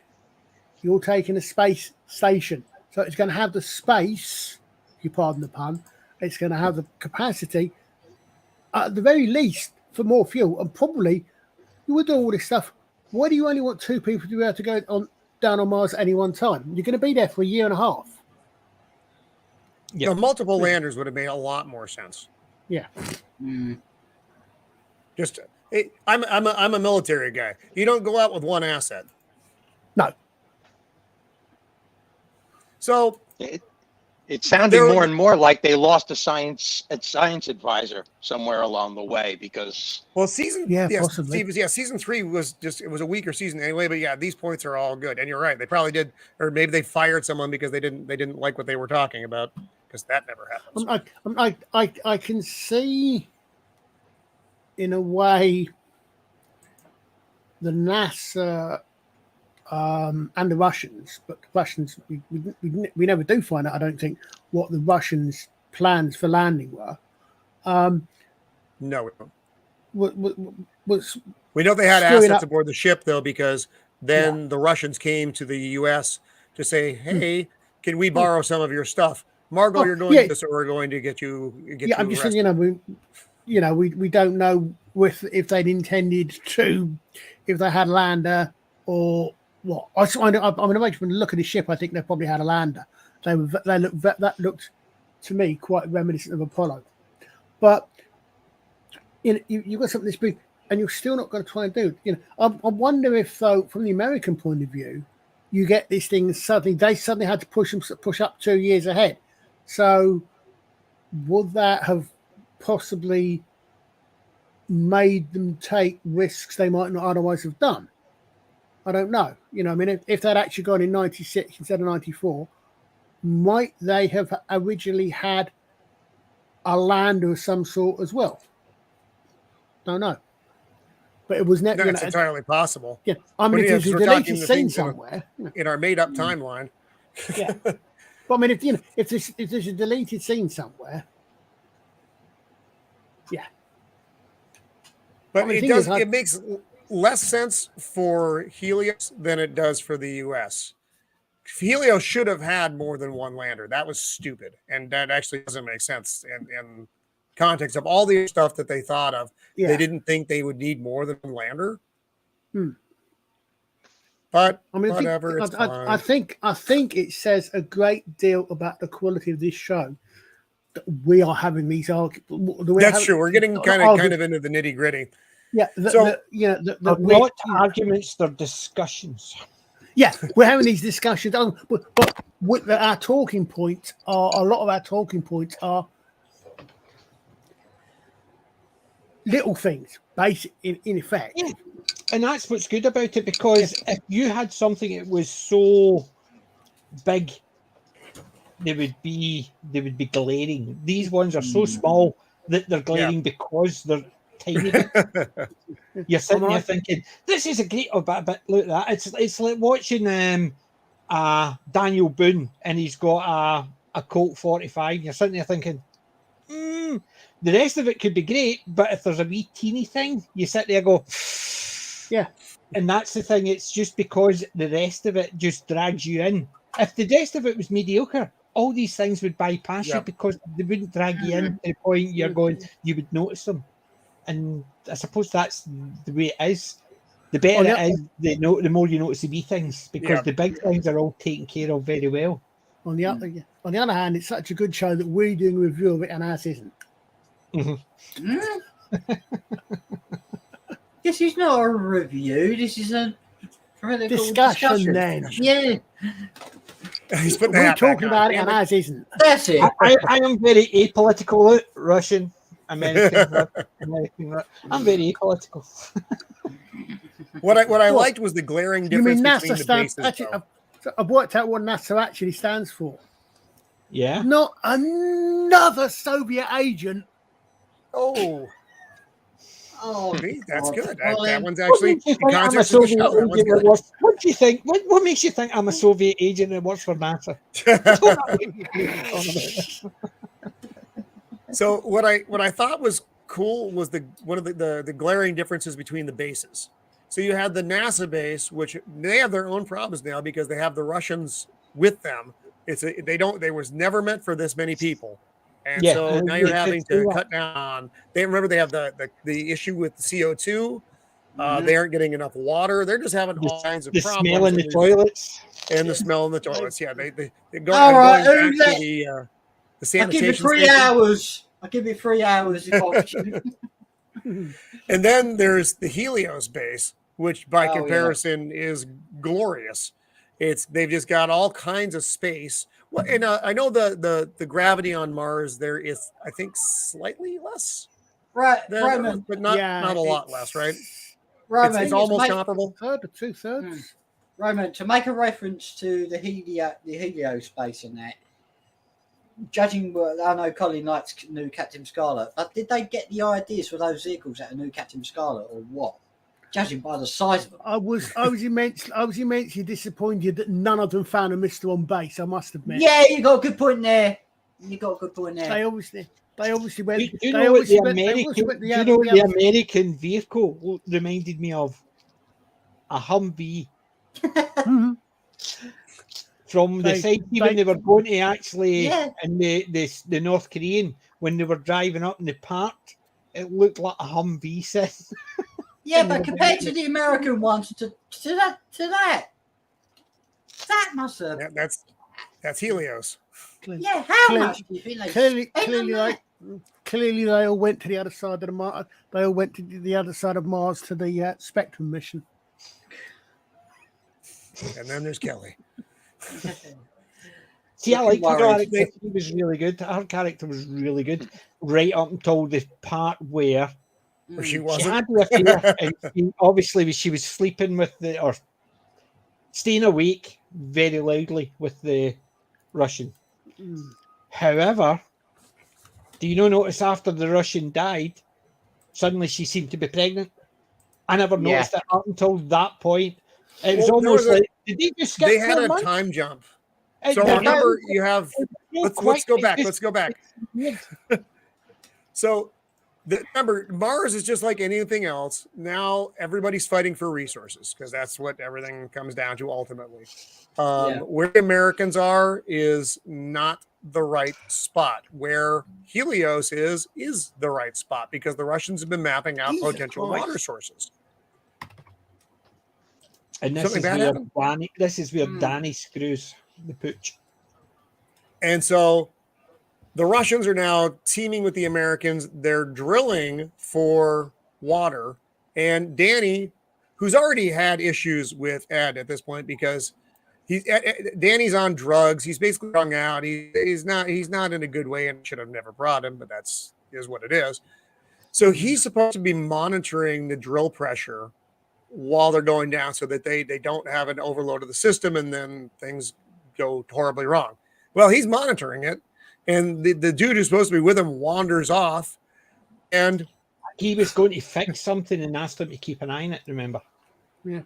So it And was while the he case that does- he wandered off, but I know. he's just sitting there watching it climb, and he's hearing him scream, and he shuts off the radio, so the other guy can't hear it.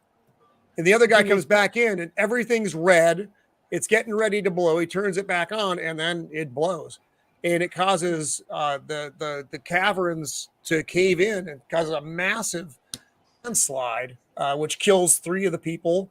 Ed takes a really bad I injury. thought it was 7. I thought it was 7. 3 Oh, the died people- in the Because there was the 2 outside and the guy who The they Russian. blamed, the guy with the beard. So there was the 2 outside. There was a Russian and the guy from the Helios. Because a couple were buried but got themselves out, didn't they? Yes, they 2 of could. them buried, got himself out, but 2 of them you see with a smashed visor. And then obviously the guy they blamed was the guy who was monitoring it with Danny. Oh, but who's asked supposed Danny to be to watch him. monitoring? So effectively that's 3, but I thought they said 7, which was more. No, it people on ended that up being 4 when I think his name was Alexei, Aye. the young astronaut who Kelly was hooking up with, died after. I mean, what I found thinking about that is yeah, it was all Danny's fault, but it just occurred to me there's an interesting parallel between this and I'm still going to say a better sci-fi series from not from the 1990s, set on a space station, and no, not Deep Space Nine, Babylon 5, where there's the story in Babylon 5 where one of the characters becomes is a recovering alcoholic, and that was the doc. Was it the doctor? He did drugs. As well? No, it was Garibaldi. The security officer. Jerry Doyle insisted that if they were going to make Garibaldi relapse, they make it have consequences. So again, similar thing here. You've got Danny was stoned basically, and it had the thing I said. The parallel again, it showed he was suffering. He was on drugs, and it had actual major consequences. And of course, the whole thing with Danny was that because but what he was doing, the immediate problem was he was stoned on yeah, that that was was wasn't another it? thing. Did you not find that weird how you could just go into that cabinet and nobody noticed? Get the drugs. Yeah. Yeah, I mean That would have been a enough, more they controlled managed item to hack into than the it was. system because somebody told them, they've never changed the password. It's still penguin or unicorn or penguin or something. Rainbow. Or he used Unicorn Rainbow. Rainbow. Something stupid. So basically, we've not changed the admin password. So he uses that to hack. But then again, he can go into a medical room and just take drugs and nobody noticed. The only reason they noticed is because, I've seen that sound before. Your dad was like that with drink. Really? It was a story point. How come the medical officer didn't notice all the drugs were disappearing? Because as Blinker will put it, the story required it. Yeah. Yeah. But yeah, it is something. If you think about it, it does. So if they were Why going didn't they change the by the password? book, Don't know. somebody should have actually had. Right, fair enough, the admin password, because Jim can agree with me. There is some people out there. You say, "What's your password?" Oh, it's password. Or it's basically the same password you gave me 4 years ago. So Thanks, I mate. can understand certain people. Maybe somebody's not IT literate and they've just kept the password because they think PJ. that's enough. PJ, think of that joke in Spaceballs where they said, "What's the passcode to Planet Dorida's airfield?" 2, 3, 4, like. Yeah, it's 1, 2, 3, 4. But it's the same. So the password part, you Yeah. can think somebody's actually thought Rainbow's a good password. Nobody's going to think about it. So but it was the fact is, even military, I would assume, is the same idea. The medical officer goes, click, locks the door behind him, and he's got the key because he's responsible for the drugs in there. Certainly to the drugs cabinet. Yeah. So you how Well, come? also, the guy should have never revealed the password. Yeah, but not. That's what I'm saying. The password part. Being an that IT, aside, you can understand it. People And write it down and put it beside, and it's silly, but it's And the what fact was- that the drugs. Nobody locked the door. Nobody took responsibility for the drugs. He could go in and just help himself. Yeah, That and what was was that? And what was Danny doing? Monitoring the conversations or the messages between Karen and Ed. Getting more and more weird and pissed off. And how many times did Ed walk in? And he just turned around and goes, I was just actually saying so. So in effect, he's sitting in a room where people could walk in and he's monitoring somebody else's communications. It was So not like he's everybody watching could walk internet. past. It's, you know what I mean? It's a case of I'm being dead sneaky. So I'm doing it in my room with my door open.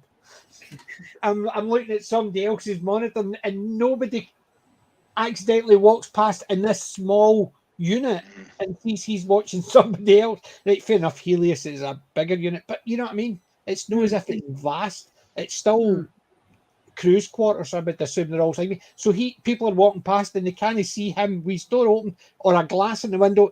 He's watching somebody else's stream or listening to it. They must be able to hear it, because there's at one point Ed walks up just after he finishes, and he says, "Come in," he says, "I was just talking to my wife." And you're sitting there thinking, so he could have walked up at any point while he was listening to that. There was almost like they weren't thinking when they were doing things like that. He wasn't being sneaky. He was just doing it and nobody was catching him. How lucky was he?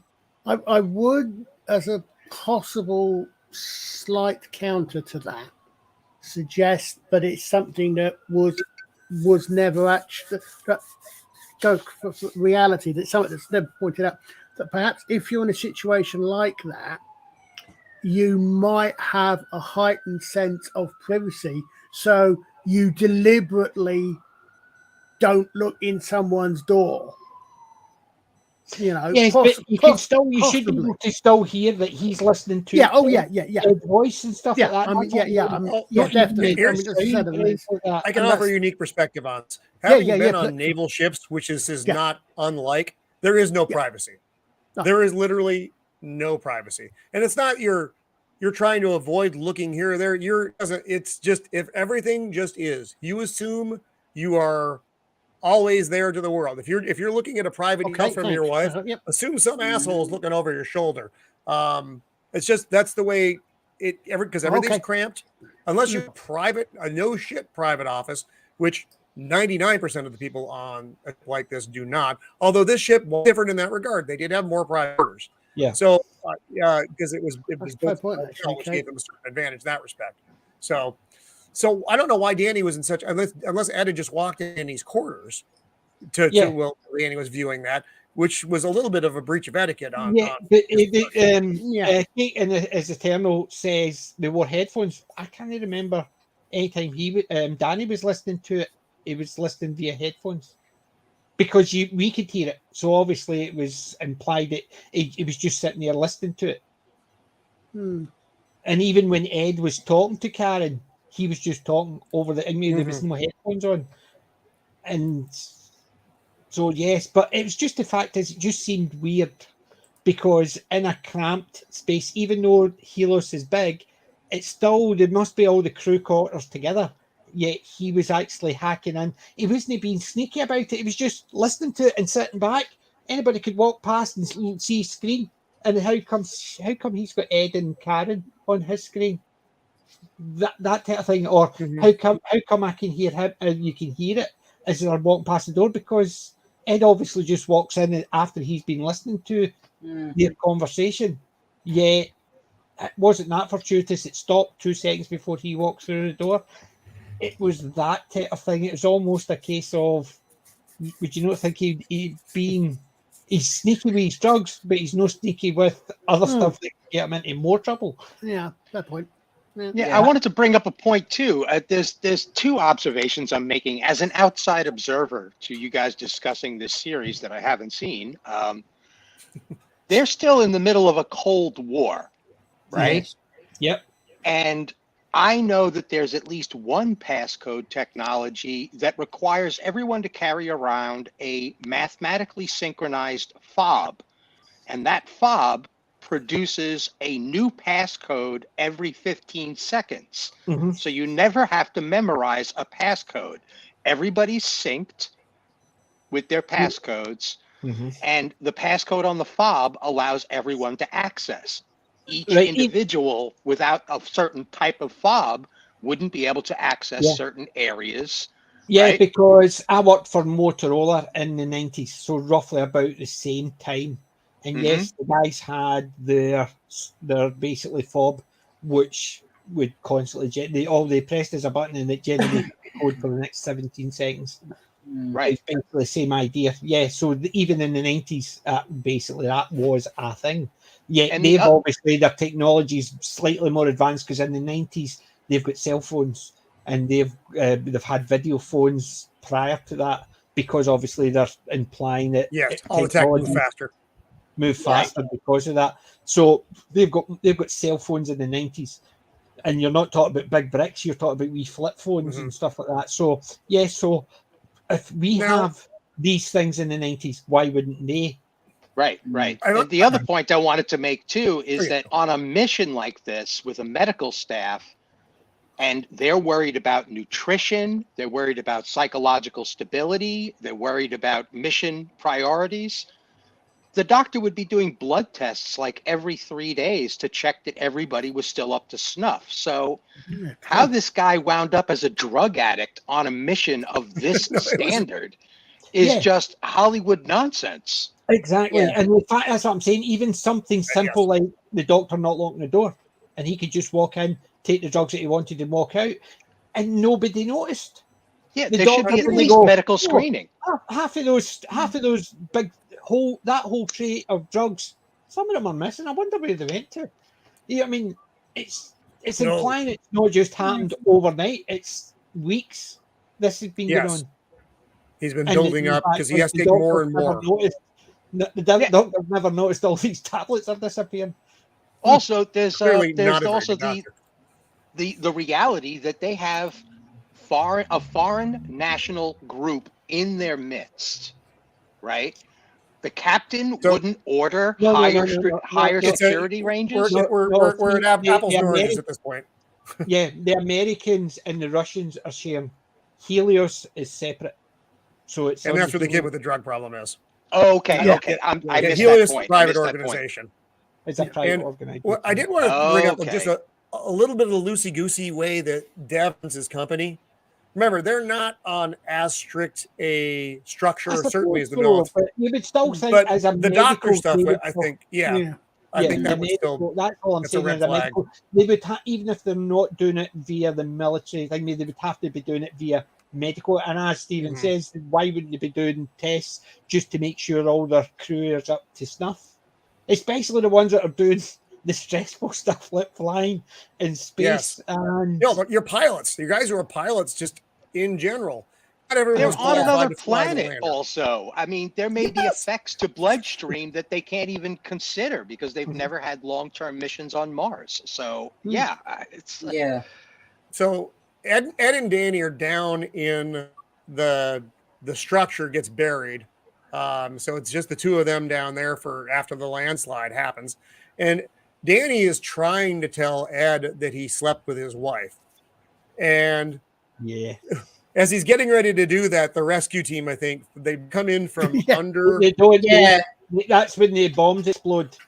Yes. Because they realize they're buried and their oxygen's running out. And Dev actually comes up with a good solution, which is one of the few uses he's had in the show. And they get them out. Ed's got a pretty bad injury, but not again. I know. And this is when you find out that Alexei, who was Kelly's boyfriend, died. What did he die? I don't remember what he died from. It doesn't a brain hemorrhage or something like that. Yes, because it was a direct result of the side. It was like he had a head injury. Right, can I just mention something? Them two being trapped in there kind of reminded me of an episode of Red the Wolf. PJ knows what I'm on about. And they're eating food. When are we going to produce a tin of dog food, PJ? A tin of dog food and a pot noodle. I know what one I'm eating. Put the pot noodle down and eat the dog food because. But that do you know what? It also showed how nasty Danny was. Yes. Because what did he do? Your son hated you because he was scared of you because you did this. And it basically turned around as the reason your son died is because you were nasty and he didn't want you to do it. Whereas he effectively owns up later on and says, well, actually died because I got him into trouble. And if I didn't get him into trouble, he would never be grounded. But in effect, what he did when, we're dying, by the way, your son hated you and it was why he died. Because and it showed that he was a dick, and it was a nasty piece of work. The fact is, he got annoyed when that guy got the blame because the dead guy, but it was him. But he's quite happy to actually just get annoyed because you're blaming the dead guy, not turning around going, well, it was me. So it's only later on when everything yeah, time moves forward. By it's got to be several. It's got to be a pretty decent chunk because Ed's healed up for like a 90%, and Kelly is now showing, whereas she Yeah. was not before. So I'm not sure how big a lead we've had here, but enough. And they also they know they need to get Kelly off of because she's suffering from preeclampsia, I believe is the term. Yeah, I think it was Aye. preeclampsia. So the problem is the lander is damaged. It's got one of the avionics systems is out, and they don't have replacement because they didn't pack enough yet.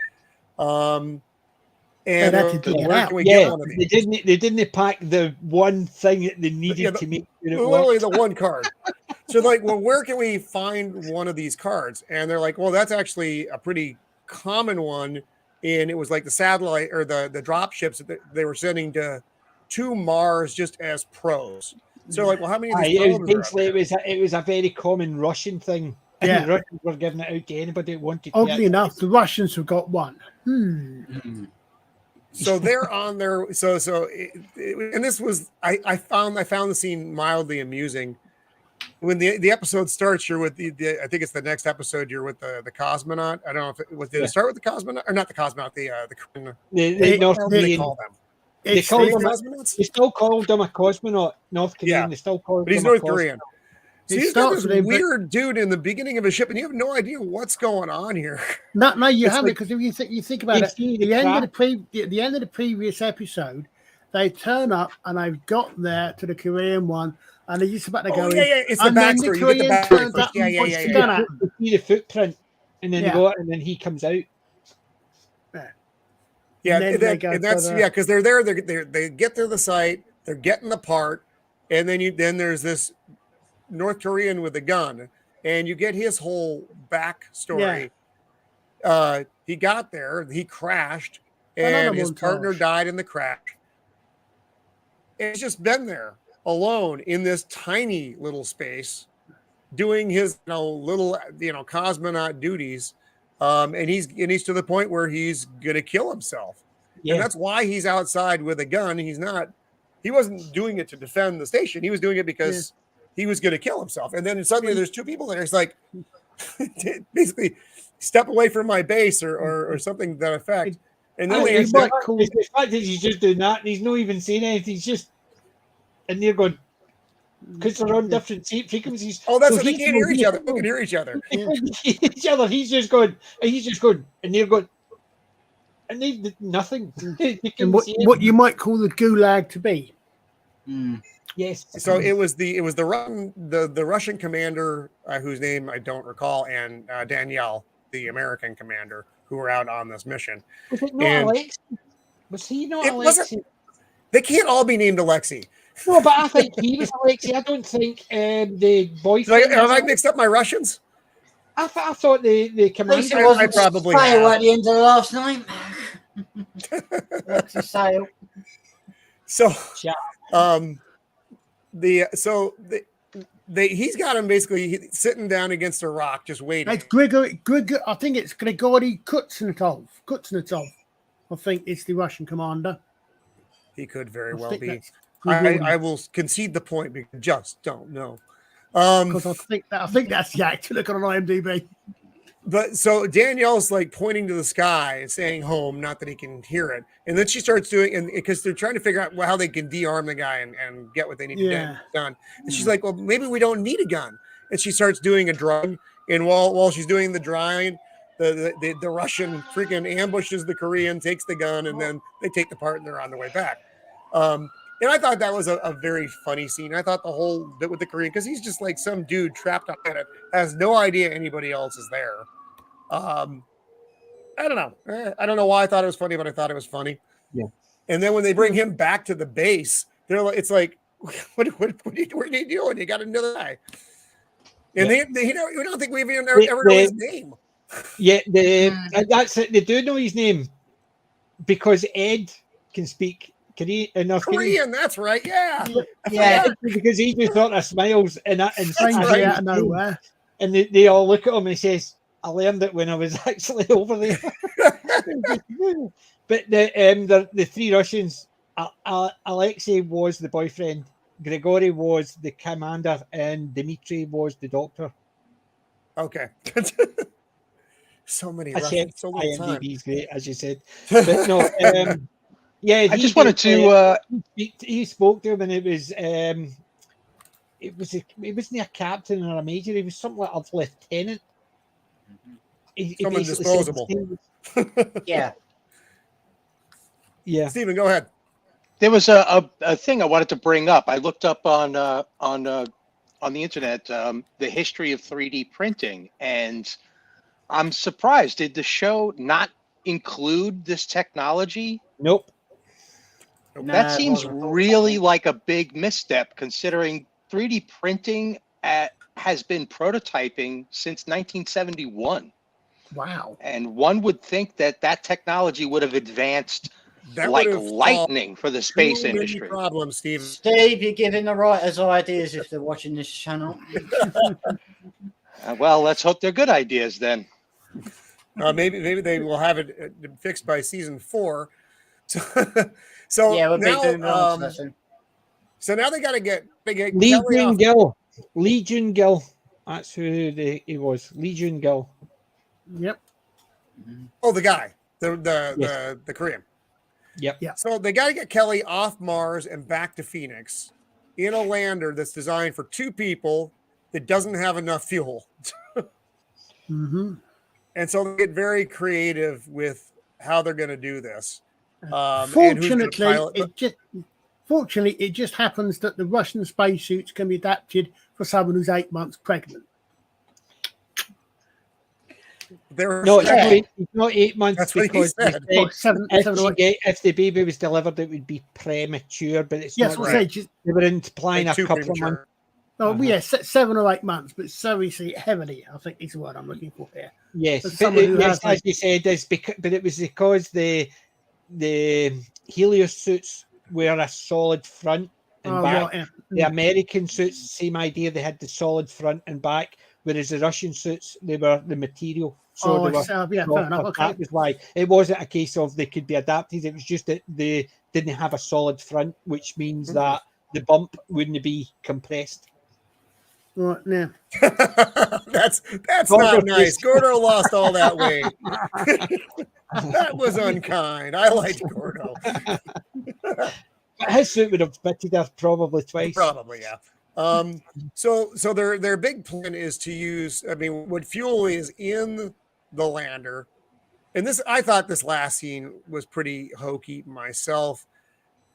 It just, so you're launching the lander. Ed's decided to take the helm because it's his daughter, one, and he's going to be damned if he lets Danny do this and screw something else up. They got the girl strapped to the top of the lander like a bug. I don't understand this because she's literally outside the spacecraft, going up through the atmosphere. What kind of G's are getting pulled there? I mean, if Then you're again, inside the bird, I would just think she just like. Am I? I don't know. But I'm not a physicist. Let's so hope there's no a micrometeor on the way. Yeah. But the gravity, I was about to say that, but then it occurred to me, of course, the gravity would be the same inside the ship as outside. But I was thinking, because you see the pictures, but then again, you're talking. But there's still gravity on Mars as their velocity going up. Yeah, no, what I'm saying though is escape velocity is going to be about a third, because I looked it up. Martian gravity is 38% of Earth's. So the escape velocity, so it's about twice what it is on the moon. So the escape velocity is going to be about a third of what it is on Earth. So it's not going to be that much G forces, but yeah, they're still going to be there. It's still plausible. Well, as improbable as I thought it looked, it's still plausible. I thought that, but the only thing I think, the only effect that you would have being outside the ship than being inside, the gravity wouldn't be any different. But you would, of course, have air pressure and air resistance. But again, I know on Mars you don't have air or air resistance. Yeah, so. you've got much lower air pressure. They have as long as you're not taken atmosphere. off of a sandstorm, of course. Okay, let me It's not like the moon interject where there's here. no Okay. atmosphere. There are things called safety seats. I mean, I'm putting a name on it myself, but those seats inside of the lander have recoiled springs within them that allow for quick jarring to be reduced against the pilots and against the people inside the craft. So they're living a completely different scenario when it comes to gravity and Yeah, good mass and everything else. Inertia is slowly accumulating and the springs are slowly relaxing to allow the body to not be jarred at high speed. So there is some compensation, even if it's just the metal of the seat flexing. And by that time, they would have solved even more problems than they did. I'm basing my information on stuff I knew about the space program. So Well, she would have been crushed outside of that vehicle. they- I certainly would have been did- hurt. They did decide she wasn't just hanging on. They did actually make a sort of a cradle thing for her. But yeah, I see what you mean. Yeah, exactly. So, I even watching that scene, I didn't think that was a small nitpick. I thought she's going to get squished like a bug. Anyway, so they shoot her off. He gets to the point as far as he can go, and he doesn't think he's going to make it back down. They bring Molly Cobb back, in fact, because they needed someone to try to help talk Ed through the landing process, knowing he's probably coming blind with not enough fuel to do a soft landing. And then launch Kelly off back towards Phoenix. That was the whole point of that. But there's a whole other text in the series with stupid Jimmy Stevens, the other son. See, before we get there, just I missed something, and I want Stephen to see if he can actually answer, because obviously, or Colin, because I'm assuming the rest of us have not got the same knowledge of the space to do. Right, he gets up, he releases Kelly, and then his engine cut, and then he goes ooh back down. To me, his momentum, because unlike Earth where you've got heavy gravity, he's got 95%, but he's still got the momentum. Even though he cut his engine, it's typical Earth. Well, I think he did still carry on going, if I remember right. But he's no longer. As soon as he cut the engine, that's when they told Kelly to release. Yeah, but I mean, I say what you're saying, but I think he's still. But he's no longer fighting gravity. That's the thing. He's now subject. He's now experiencing Martian gravity, which will eventually bring him back down again, because the problem is it wasn't high. I think it wasn't high enough for orbit. Yeah, but he was 95% into the same orbit that Helios. Yeah, that 95%. Mars gravity is strong enough to go back down. You come quite quickly. It just seems. Yes, true. Yeah, I mean, you've got the momentum. And if it's low gravity, you think you would continue up because low gravity, but it's a case of straight back down. It just seems as if somebody's actually watched it, how it happened in Earth. If you fire something up halfway and then just let it, you'd see it coming back down. That's just the way I saw that scene. It was almost like a case of you've got momentum, very low gravity, but as soon as you cut your engines, you fall. It's just you, and that just seemed a bit off. Yeah, I must find that I don't know. I'm not particularly good at maths, so. It's only because they were 95% of the way there. So it's not as if he did it from low orbit, so the Martian gravity would still grab. He's basically 95% up to where Helios is basically orbiting. Yeah. Mars. Yeah.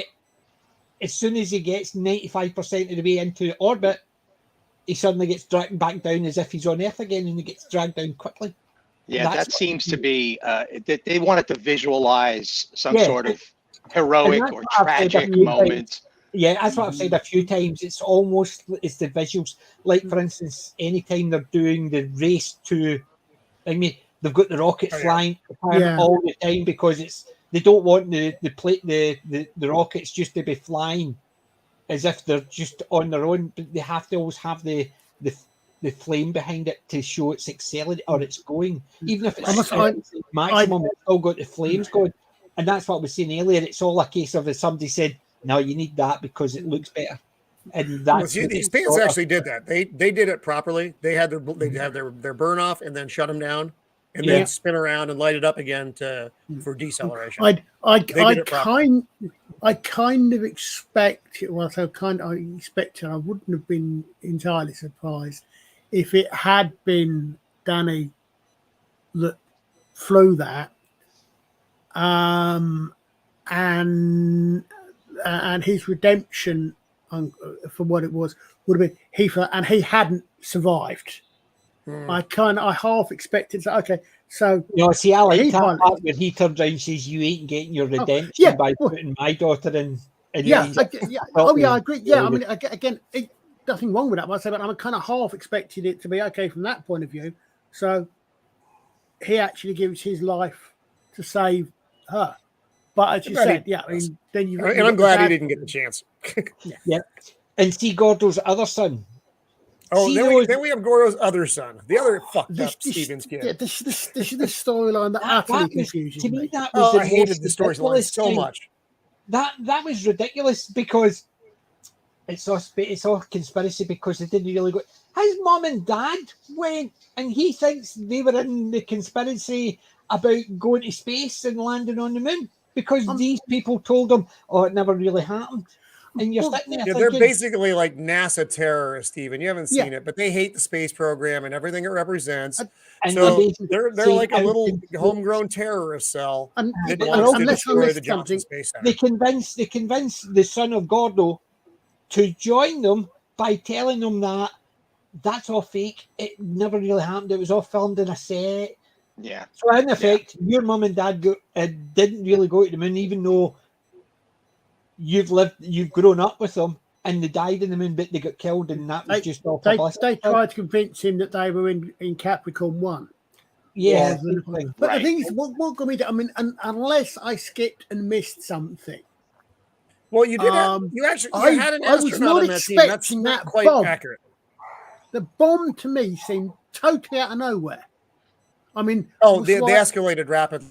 Remember, they had the Space Marines with them. It's sort of, you could see it's, even if you look back from when they were getting them to do something silly just to get them involved, to drag them in, and then what they wanted them to do. So it was almost a case of they were using it was all fake to sort of drag them in. Well, because it wasn't all fake. It was their deaths were what the way they died was fake. Remember, they had one of the Marines as part of their group, one of the Space Marines. So he didn't know about the backup generator. He didn't know that existed. So when Gordo and Tracy did that, he had no idea that what they did was real. So he thought that was just all made up bullshit to try to, glorify things. So the moon part was real, but the way that Gordo and Tracy died was not. And that's the way he sold it to them, because from his perspective, he didn't believe that was ever the case because he didn't know. This is why one thing I really do hope season 4 does is carry on and explain that, because yes, as you say, PJ, looking back over the story, you can looking back on it and say, okay, knowing that there's going to be that they're going to do in Oklahoma City. I mean, I thought at first 911, but then I saw that. No, that's Oklahoma City. Yeah, that's Oklahoma City. That bloody picture could have been Oklahoma City, couldn't it? Let's be honest. For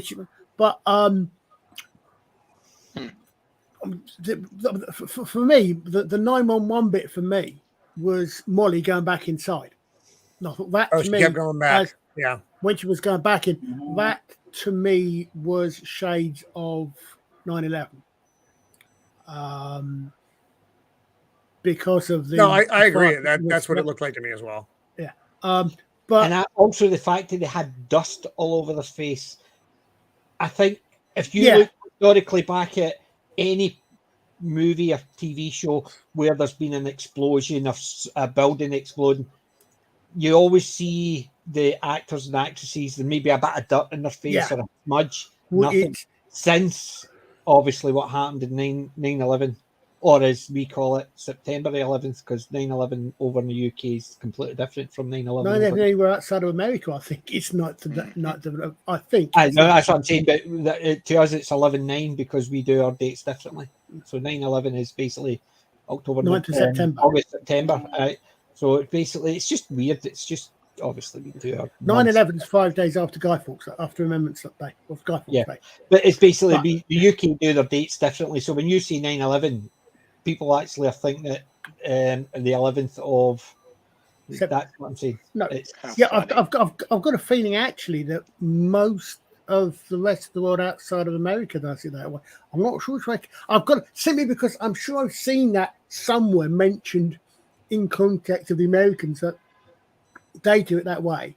yeah. no so one else at the does. moment today, you would say it's 8/16, whereas we're saying it's a 16/8. Yeah. That's all I'm saying about the dates. Yeah, yeah, I mean, yeah. All right, but let's. what I'm saying is, since that happened, you look at how they did that here. Everybody's got the dust, Mm. and that's what the difference was. Is you know what I mean? You Well, see right. the difference in I the mean, what way that's also it shows up reminded to me of is if you see back to Beirut in the 80s when the barracks got blown. Several of those ones there. You do see it in the news. You do see exactly that. But I mean, that's why I'm hoping season 4 is going to start or include the investigation into that, because I want to Let's go know. look at it. Hey, I think you're going to pick up, and it's going to have been an event, and it's already going to be in the past, it's and going. I they've think already moved on. I That's think what I- they're going that's to what I be. predict I is gonna think it's happen. going to be after the ones in Mars are back on Earth, and Yeah. then it will be Danny's trial and the well, if President. Danny, I mean, basically step down and the consequences of that. I think it's going to start from there rather if than actually yep. from that point. I go that, but one thing I did notice. Are you familiar with Chekhov's law?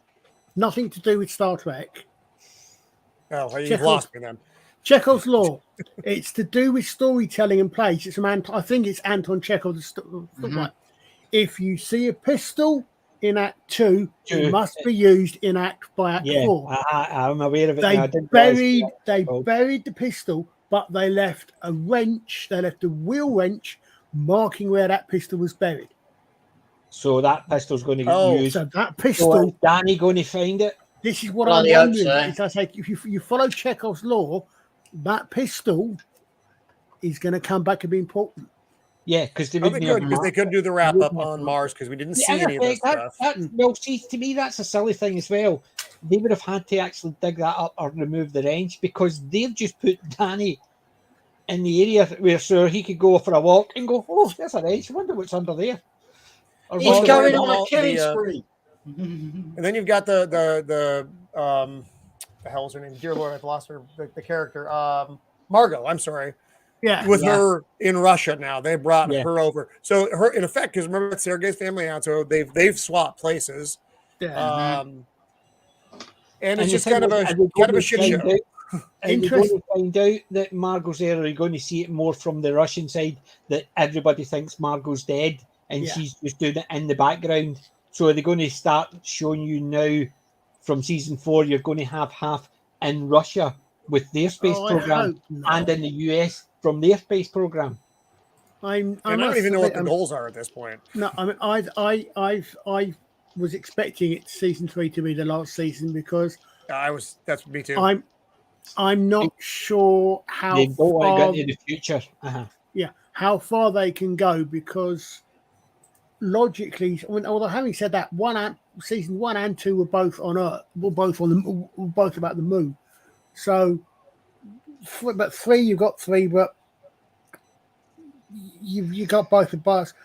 So the logical next step to go is going to be the asteroid belt or Interstellar. no, because I don't think they're going to Stellar because so far they have been, with the caveats that we've already mentioned, they have been hard sci-fi. It's been alternate history. There has been nothing which No, in other words, no if they FTL. do season 4, it's going to be about building the community, Yeah, the city, and they're going to be the politics there, is like there is in the possibly, because they've also now brought the North Koreans in, who landed first. yeah. And we're also And down to that- 2 main characters who are survivors from the entire series. Everybody else is an add-on or new. So it's, or if they go open book, which they could, starting with different characters, it is going to be, depending on where they pick this up. I mean, Ed's getting up there anyway. Yeah. And so is the color commander. She's Yeah. I mean, Yeah, Danielle's probably the only one who's still likely to Oh be. yes, yes. I actively forgot. I'm sorry, I active. forgot about Daniel. I mean, Daniel's the only sane one going at the moment. when you see, because you've got 8 years there. Oh, okay. Ooh. Yeah, they're getting. They're going to go much further. I mean, it'll be interesting to see if they do it. And yes, they could do it, and they could say, okay. I mean, they could do the expanse without the protomolecule. You take the protomolecule out of the expanse is hard sci-fi. In other But words, it ended so very badly, and that's Oh, a I concern think- with this show. well, what they're Season going one to and do two, next season Season is the very 3 first has been- episode. We're going to find the face on Mars and go into the tunnel. Yeah, good point. Good point. you mean and then Predator I know shows we're up, on it. and it's all Yeah. over. And Well, they're going to it- go, and so- it's going to go. So Right. yeah, Well, we've gone longer on this one, but we have had to cover 3 seasons of a show. It's hard not to go long. So Yes. I think it was a really good discussion though, everyone. Right. If season 4 ends up guest starring, I've forgotten the actor's name, but the guy that was also the lead in CSI New York, you know they're going to do that. Alternatively, they're going to go back to Mars, they're going to back to the moon, and they're going to open up, and it's going to end with the monolith being discovered. Oh, God. Or something. Here's a possible I- suggestion. It's not 2001 yet. Yeah, but go I ahead, still Steve. I honestly think what's going to Well, happen in the season monolith. 4 is it's all about the finding the water, because they've already said they found the water, but getting to it, and then an actual colonization. Yeah, I mean, City on Mars. it could be an interesting story there. Yeah, Gary Sinise, thank you, Kate. Yes, because he was in. I think he was in the one with the face on Mars, wasn't he? I think so. Yeah. Um, Yeah. Even you were going to say something there. Yes. Just listening to you guys' discussion, I've certainly got some pretty strong legs as to what actually happened in this show. You guys covered a lot of detail. It could be that the Margot timeline, the Margot storyline, allows the 4th season to be a combination of retrospective on the past 3 seasons through Russian eyes, and the Mars colony turns into a type of United Nations and solves all of the Cold War issues. God help us. Of course, the major question that everybody really wants answered is President Gaydar going to actually survive? Is President Lesbian Oh, going I to don't know if survive? we even see any more of her story. I'll do it. We may never see her The again. thing is, Yeah.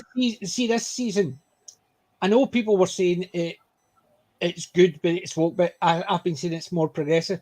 What I think they've done here is, because it was set in the 90s, 96.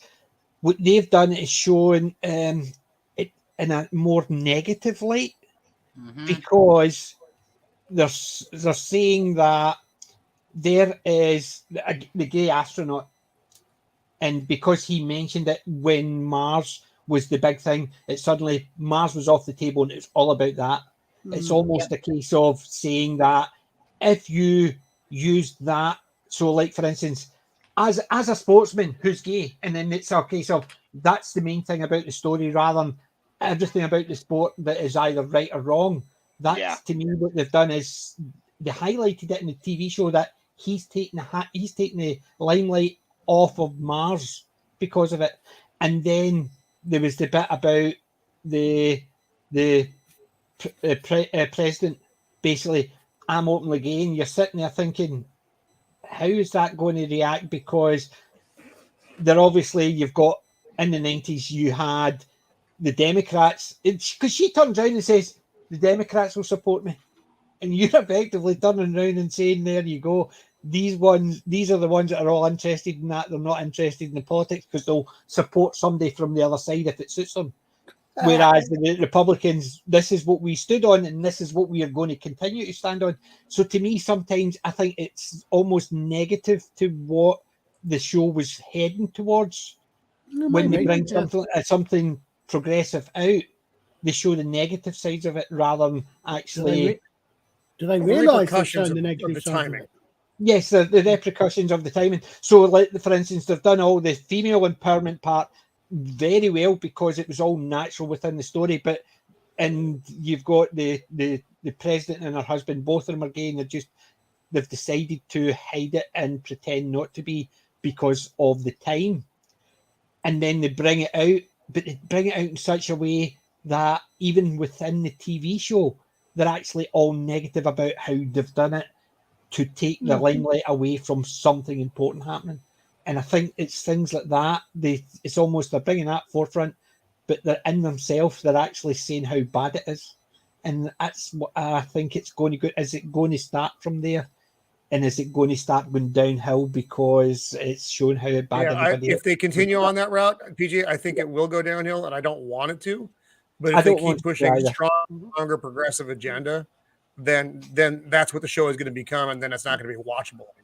Yeah. So you'll have two good seasons and half of it, 2.5 good seasons, and then Well, what's it said? They reckon some would take you know where 3 it seasons to get into its. The trial now is, oh, give it a go. It takes 3 seasons to get into its stride. Okay, so conversion, and does that mean it takes 3 seasons before it goes downhill if it starts good? no. Well, actually, It started in season 3. This season was already the weekend. The Orville went So- into the third season. I was so looking forward to it, and I stopped halfway through it because it got so bad. I just walked away from it. I've not watched another episode of the Orville after episode. I think it was episode 5. Good night, Wen. Tonight, Okay, Wen. Wendy. No, But yeah, I mean, Thanks for joining us. I'm so hopeful for next season. I hope it continues the way it's been cross going. our fingers so we get another good Even one. though the political side of it, I hope they get rid of. But I know with Yep, I Marco agree. being in Russia, I think it's going to be, me personally, it's going to actually have shown it from the Russian side and the US side and then the Helios side. So you're going to have the 3 sides to it. I'm actually wondering if Helios, NASA's going to take over Helios, Well, she's or going to the other way, or some way the other way around. If the yeah, two are remember, gonna take she was going to take over Helios to do that. She was, but she's dead. And he has actually still says he wants to continue with his. And yes, she basically threw the spanner in the works by saying, so how's their work going to do? Oh, they're going to have to take a pay cut. Do you Yeah. mean you're going to lose those 100,000 That was such a shares good and stuff scene. like that? Yeah, That was a very good scene because it's a case of, yes, we're right behind you. Oh, by it's going to cost you. Oh, no, What do you mean? Whoa! Oh, ha. that was okay. So let's not be socialists after all, then. Yeah. Yes, We want money. There is also the other part of it as well when they've got the Russians and Helios, the capitalists and the communists working together. Yeah. I think Then that- again, of course, we Right. do have the sad fact that two of the major character, one major character and one returning but previously major character, both didn't make it past the explosion, of course. Okay. Right. Anyway, I'm taking the chair back. Roman, plug it thank in. you for chairing this interesting discussion tonight. And it'd be great to have you back as the chair again next time. That's only because, Roman, you did a better job than any of us who have done it. Well, yeah. Right, guys. Wrangling cats. That's what this was. Right, guys. Okay. Would you like to promote yourselves before I announce stuff for the channel later on? So, Roman, can you go first, please? Yeah. So we have a show on Thursday on my channel, Roman of the Empire. This week we're going to be wrapping up our 5 favorite movies of the past 5 decades. finally closing out in the 2020s. And then on Monday, we'll be back to Mixtape Mondays over on my buddy John, the Blue Collar Guys channel. And I actually don't know what we're talking about this Monday, so it'll be exciting. And then actually be on Zax's channel on Thursday night as well at 6 Pacific Standard for comparing all the Arnold Schwarzenegger characters of all his movies. Oh, I need to see that one. PJ, you gotta get in there. PJ, can you promote yourself, please? Yes, hi. PJ may be on we normally stream on a Wednesday and a Saturday. Wednesday, tomorrow, we are doing a discussion of evolution with David Duchovny and, let's say, space aliens to an extent. Fun sci-fi movie. Normally we do a Saturday, but this Saturday we're nothing on. I'm away. But we'll be back tomorrow, Wednesday, for the evolution. Join us then. Steve, would you like to promote yourself, please? Just me. I'm on YouTube and Twitter on the same handle, Stephen Ransom. But otherwise, just kicking in a couple of chats and doing some live streaming. Other than that, it's been a pleasure. Thanks for asking me on. No problem, Steve. You're great. It's always a welcome to come back to this channel when you want to. Yep. I'm not the only American then. Yeah. I don't count Wendy anymore. She's been there too long. Wait a minute, Stephen. Roman always feels left out because anytime he's on our channel, we talk British comedies and TV shows, and he's got no idea what we're talking about. You could just see the eyes glaze over. Well, in all fairness, when we're on a panel with Roman and start talking about American culture, he is also equally in the dark. So Yeah, but at least we're trying to bring the standards. Oh, right. That was unkind. Hold on. Jim, wake up. No, Jim's not waking up. He may be well. I think he did say he was having to work on off. He'll be run in and out, but he's probably actually on come on about an hour or so and go, where's everybody go? he got into the mead. Oh, don't worry about that. Anyway, right, okay. Coming up at the end of this month, I'll be joined by a friend. We'll be talking about Team 4 Stars, excellent work with Dragon Ball Z. This September the 13th, we're going to be blasting the moon out of orbit. Wendy ain't here at the moment, but Wendy will be chairing the show to talk about Space 1999 Breakaway. So we'll all be glad. In the meantime, at the end of September, yes, he's got his eagle hat. He's got the eagle hat. In the meantime, at the end of September, and I like everyone in the panel and the chat to join in on this, we are going to be talking about a sort of sci-fi comedy film. And I'll just bring it up on screen. We'll be Iron Sky. Sky. Oh, yes. Such a good movie. I loved that. I thought that was fun. It was We're hilarious. not talking the sequel. We're not talking the sequel. We're just talking about this magnificent film. Oh, no, I never watched any sequel. I just watched Iron Sky. No, but this... That air duct scene. Yeah. And what a prophetic piece of cinema, I swear. God, you think about what's gone on since this movie came out, and it's like, Jesus. Will Smith in space, I swear. Super. Yes. Yeah, this is an absolutely fantastic, fun movie. Well, anyway, I'd like to thank everybody in the chat for watching us tonight, going into this great discussion. Also, I would like to also thank the panel and especially Roman for chairing it. So, as me and Colin usually say to Ronnie goodbyes, I've suggested tonight that we are going to start a little sing-along before I press the end broadcast. Oh, dear It's God, only you sure a you want short... to inflict that on people. So, gentlemen, if you like to read the lines down the bottom as we are back. It got squared so fast. It's all back comedy on this channel, Roman. So Yeah, but do we have to do it in a Frank Sinatra voice? no, just like always look on the bright side. I love type of song.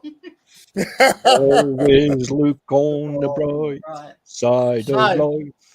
Before I press the end broadcast, gentlemen, would you like to sing the words? Who wants to take us The out? words, the words, the words. Fly me to the moon. And Let Let me me sing among the stars. stars. Let me see what spring is like on Jupiter and Mars. Did they also do In that? other words, Before we hold kill my everybody. Hold my hand. hand. Thank you, Evangelion. Take care, everybody, and see you at the end of the month. Bye bye. Are you sure after that?